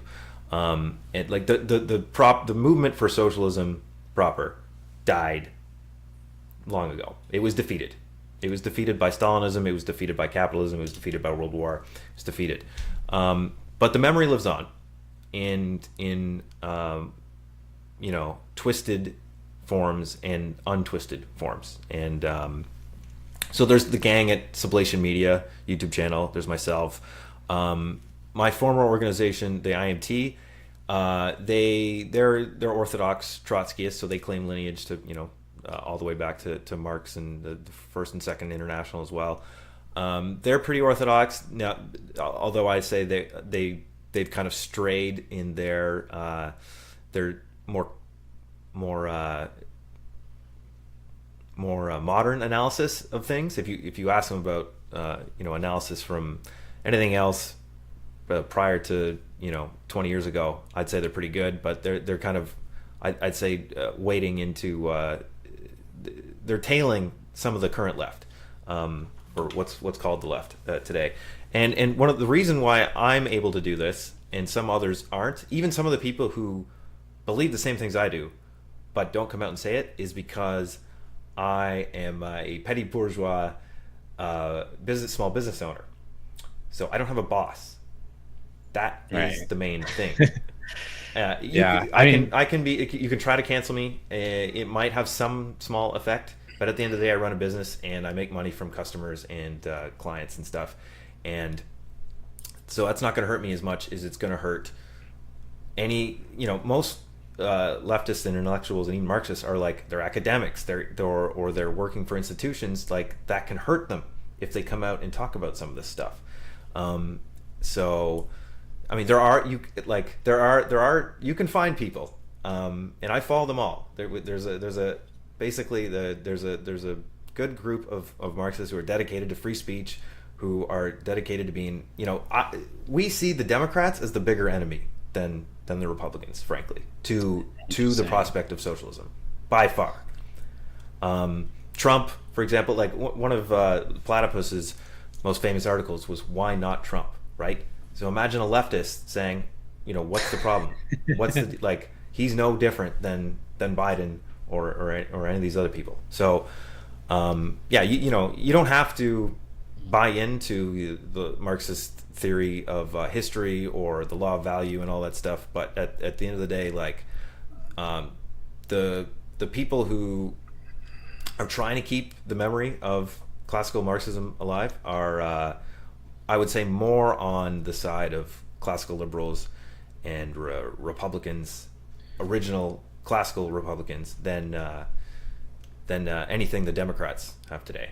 Yeah, although Bernie that's really Sanders fascinating. would have been cool, but other than that, nothing really makes me happy in any of that. Yeah, that's really fascinating. I'm kind of curious, like, is the goal to just keep the memory of leftism alive, or is there like concrete actions? Like, what's the goal? You're still trying to figure out how to, achieve violent revolution and overthrow, or is it more incrementalism, or is it just like intellectual debate and discussion and like operating at the world of ideas, which seems in contrast to like the emphasis on the material conditions? It's like, are you in soup kitchens? Like, how do you affect, or like, how do you put your money where your mouth is and like act out your principles as a Marxist if it's all just a memory? Is like, is it? I'm just kind of curious your perspective on that kind of revolution or incrementalism, or is that like a false dichotomy, or like? I'm glad you brought that up. I would say it's a false. Well, I mean, it is a dichotomy. I think, but I think separating it between Marxism and liberalism is a false dichotomy, because I would say there's nothing more revolutionary than bourgeois society and liberalism. Even Marxism, even socialism, is less revolutionary than the bourgeois revolutions were. That cleavage from the old world of the ancien regime of monarchs, of the old aristocracies, of these old societies where nothing changed. Life was cyclical. You didn't have kind of progress. The idea of progress was not a thing to people until about 200 years ago, until the American Revolution, until the British Reformation, until the French Revolution.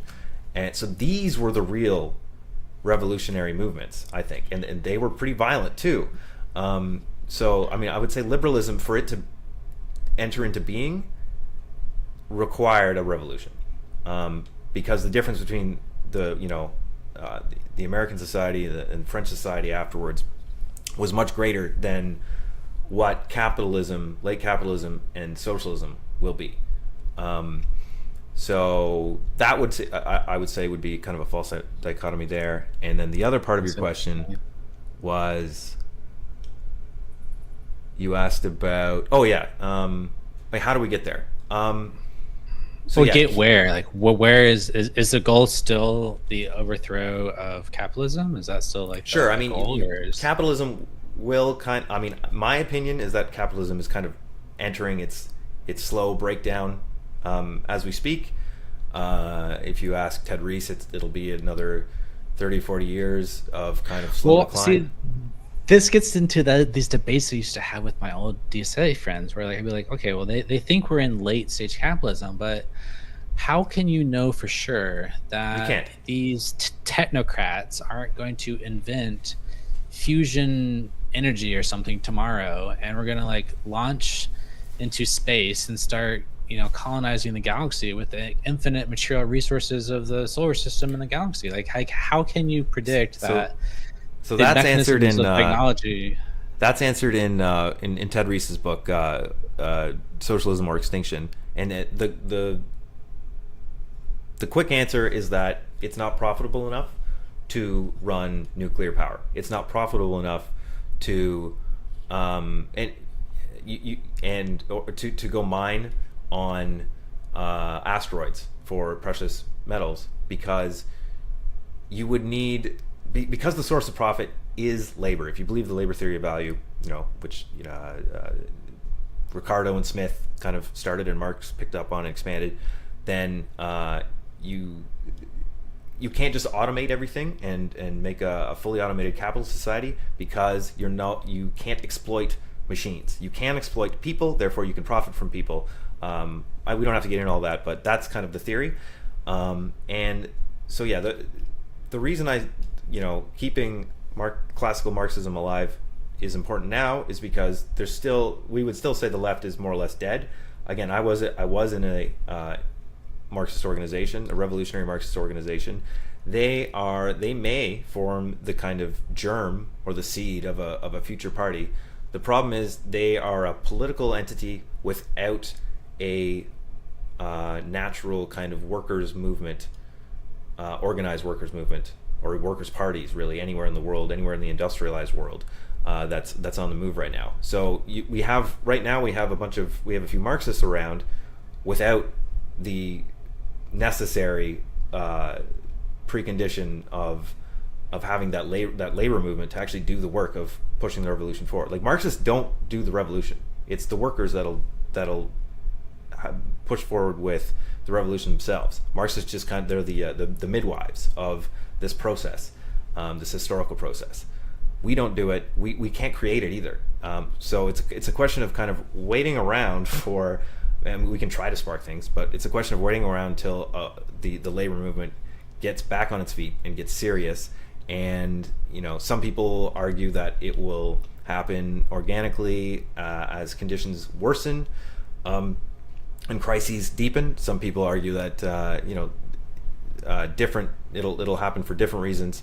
But there are always, through the history of capitalism, there's been ebbs and flows in the worker struggle, and we've been in a long ebb, and there may be a flow in the future. There may not. It's possible that an asteroid hits Earth and wipes us all out before we get to that stage. But the way Marxists see the evolution of society is that the next natural stage is a kind of a fully planned economy where everybody owns everything in common, like Star Trek. All right. Well, this is coming full circle back to the Christianity thing. I think that's like why I'm kind of now interested in this, because I, prior to my recent Christian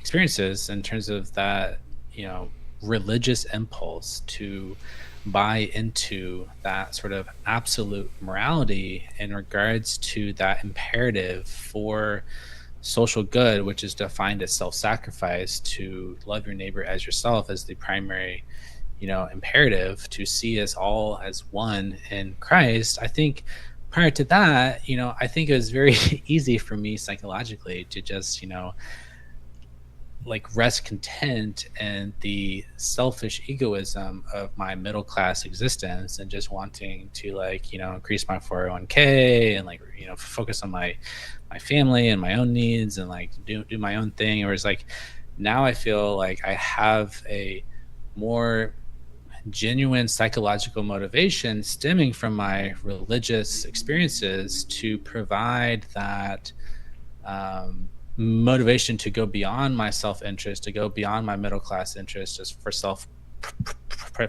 preservation. So that's why I think it's, and generally speaking, humans are religious creatures fundamentally, and like atheism is like rare historically. So like, and like religion just taps into something so fundamental in our motivational psychology I that agree. like it seems like Marxism has done itself a disservice by sort of like disentangling itself from that religious impulse. That's why I'm interested in these movements. Like I was just watching something about like the Catholic workers movement, or just like using religion Mm, as the psychological motivator to get people beyond their egoism in order to actually like get, because otherwise I just think it seems like it's hard for me to imagine like these middle class Americans are kind of like self-organized and for a labor party when they're just sort of like all selfishly motivated, and they just, oh yeah, I just want to like eat pizza and watch TV and just like watch football. It's very like right. it's lapsing into complacency based on consumerist culture, and it seems like it's hard for me to imagine anything more motivating than like a religious gospel to like be inspired by literally the words of God. I mean, come on, like how can you get more motivating than that? So I don't know. I'm curious your thoughts. Like, I ran across this organization called the Institute for Christian Socialism that I thought was like interesting. But even then, I looked at their website and it's like, their commitment to liberation is like couched in terms of these like queer theory and like Mm, and all pro trans, and like no true revolution can happen unless we're like pro trans kids. It's like I just feel like the problem with the religion stuff is they get empathy trapped, and like their yeah. empathy to do good is hijacked by their natural empathy for the queer and the trans people, and it's sort of, you get sucked into the identity politics. You never get off the ground and do anything other than just focus on these like woke culture issues. Anyway, that was like a ramble, but No, no, no. That's good. That's good. It gets us into the Christian space. You mentioned okay, Marxism does a disservice by breaking with religion, and I kind of agree. The Bolsheviks were kind of the model, and they did crack down on the Eastern Orthodox Church.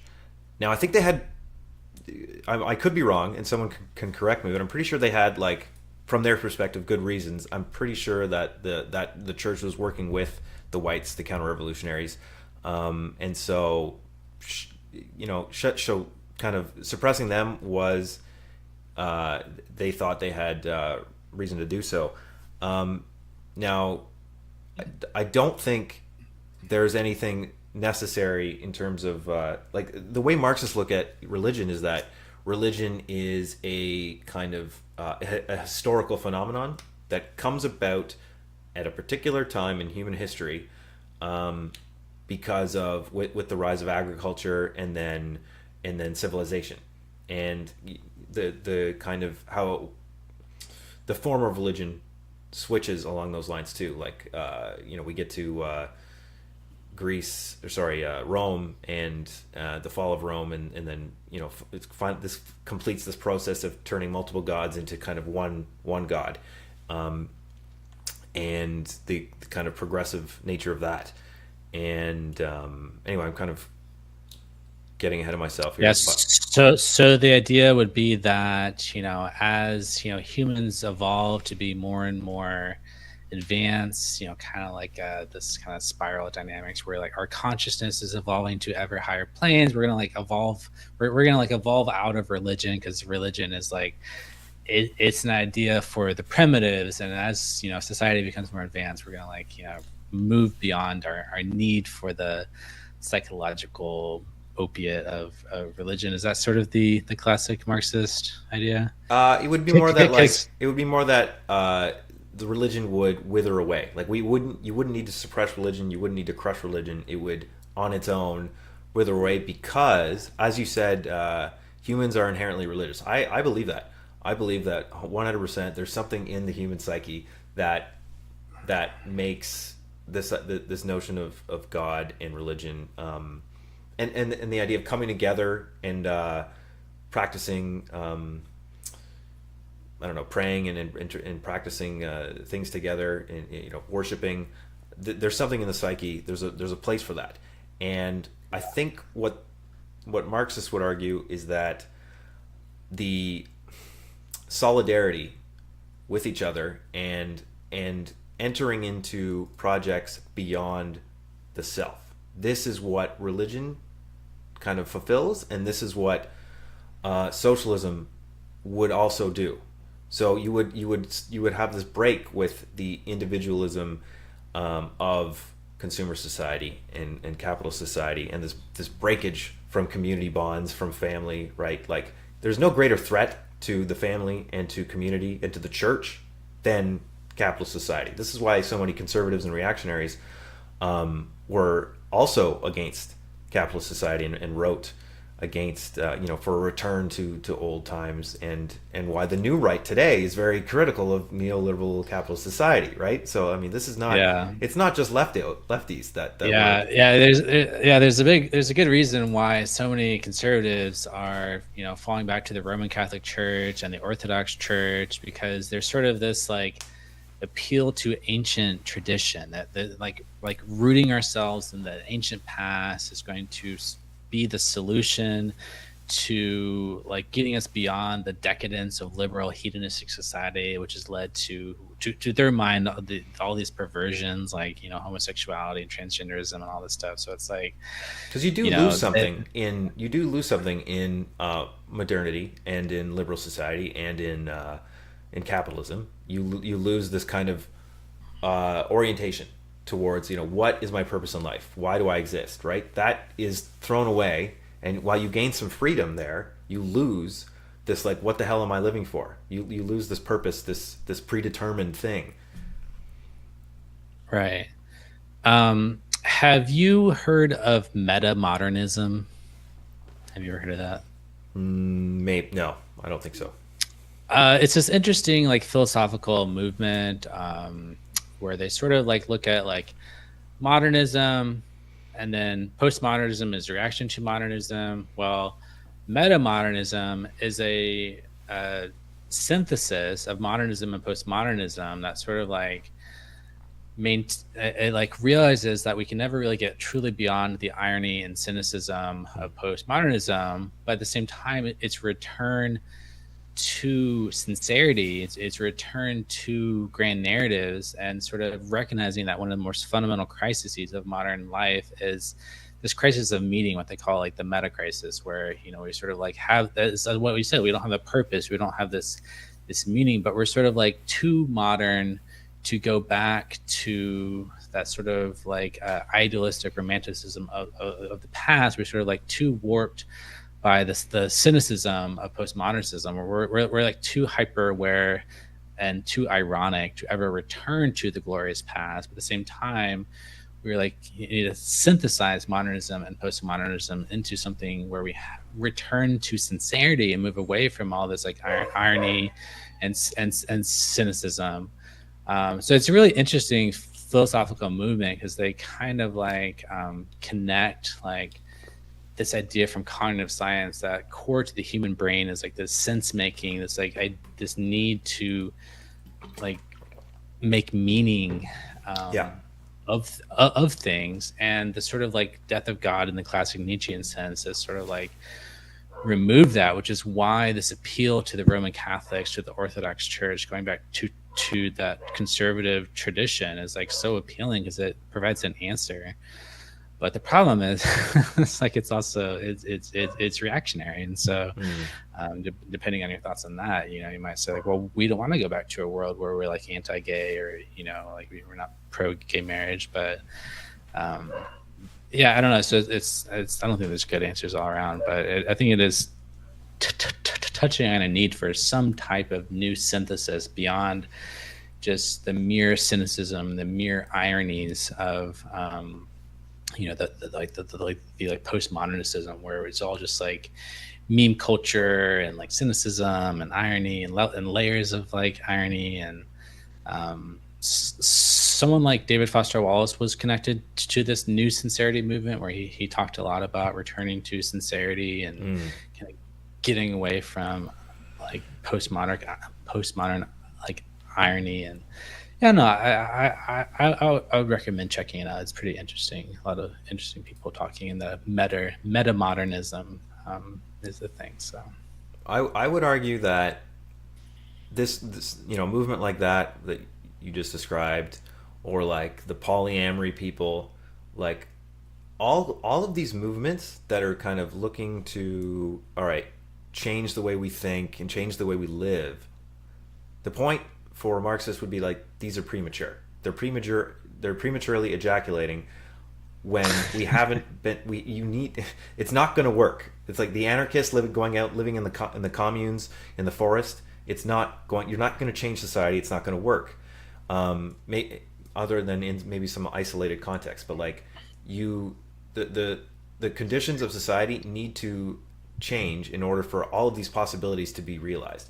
So, I mean, the point for socialism is that the socialization of production will make it production so efficient that we don't have to, like, this workday doesn't have to exist anymore. Like, or at least it'll start probably having the workday and then work its way down to, so that basically all of society, all the tasks, the toil is automated in some way, or most of it anyway.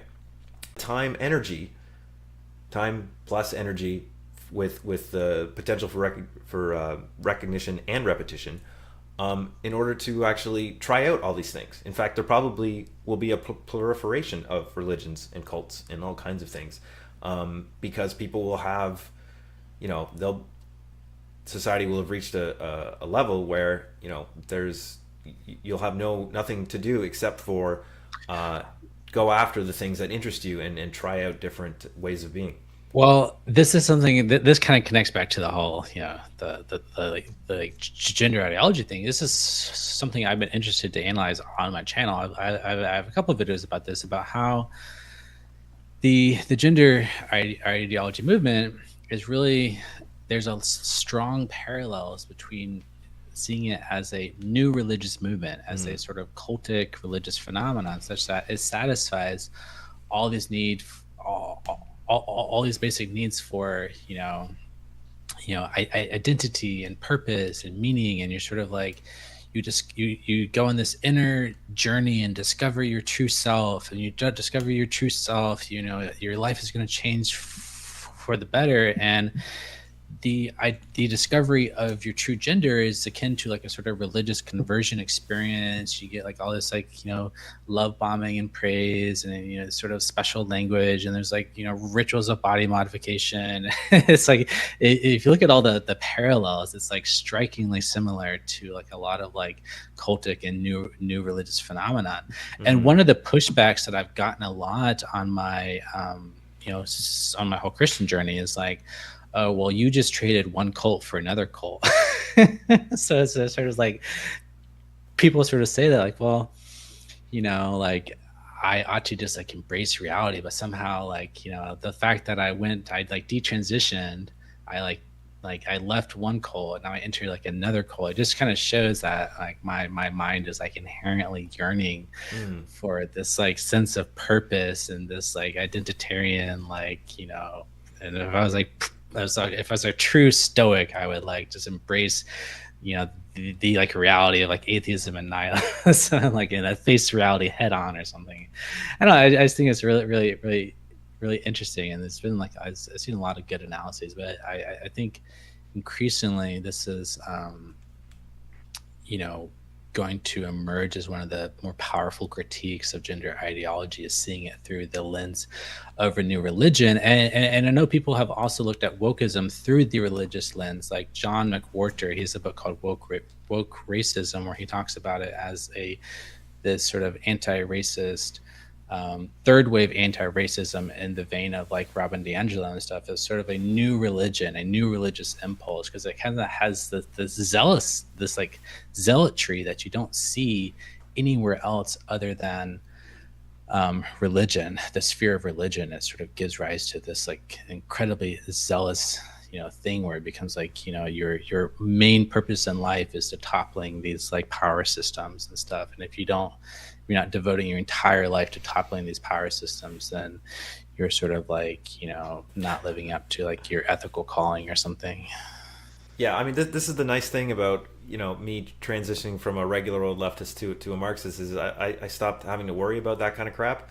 Do I have the right opinions on all these different things? Am I fighting the right battles all the time? Am I going to the right protests? Like all of that disappears when you kind of clarify like what the task is and why you going to a protest or you fighting for some battle isn't the thing that's going to fix society, right? Whether it's abortion, whether it's trans rights, whether it's whatever it is, gun rights, whatever. This is not the thing.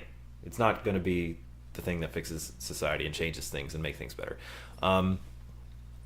Shoot, what were you just saying that before that? I had something else to say. Oh, I was talking about religion and I can't remember either. Something about Cults, how no. like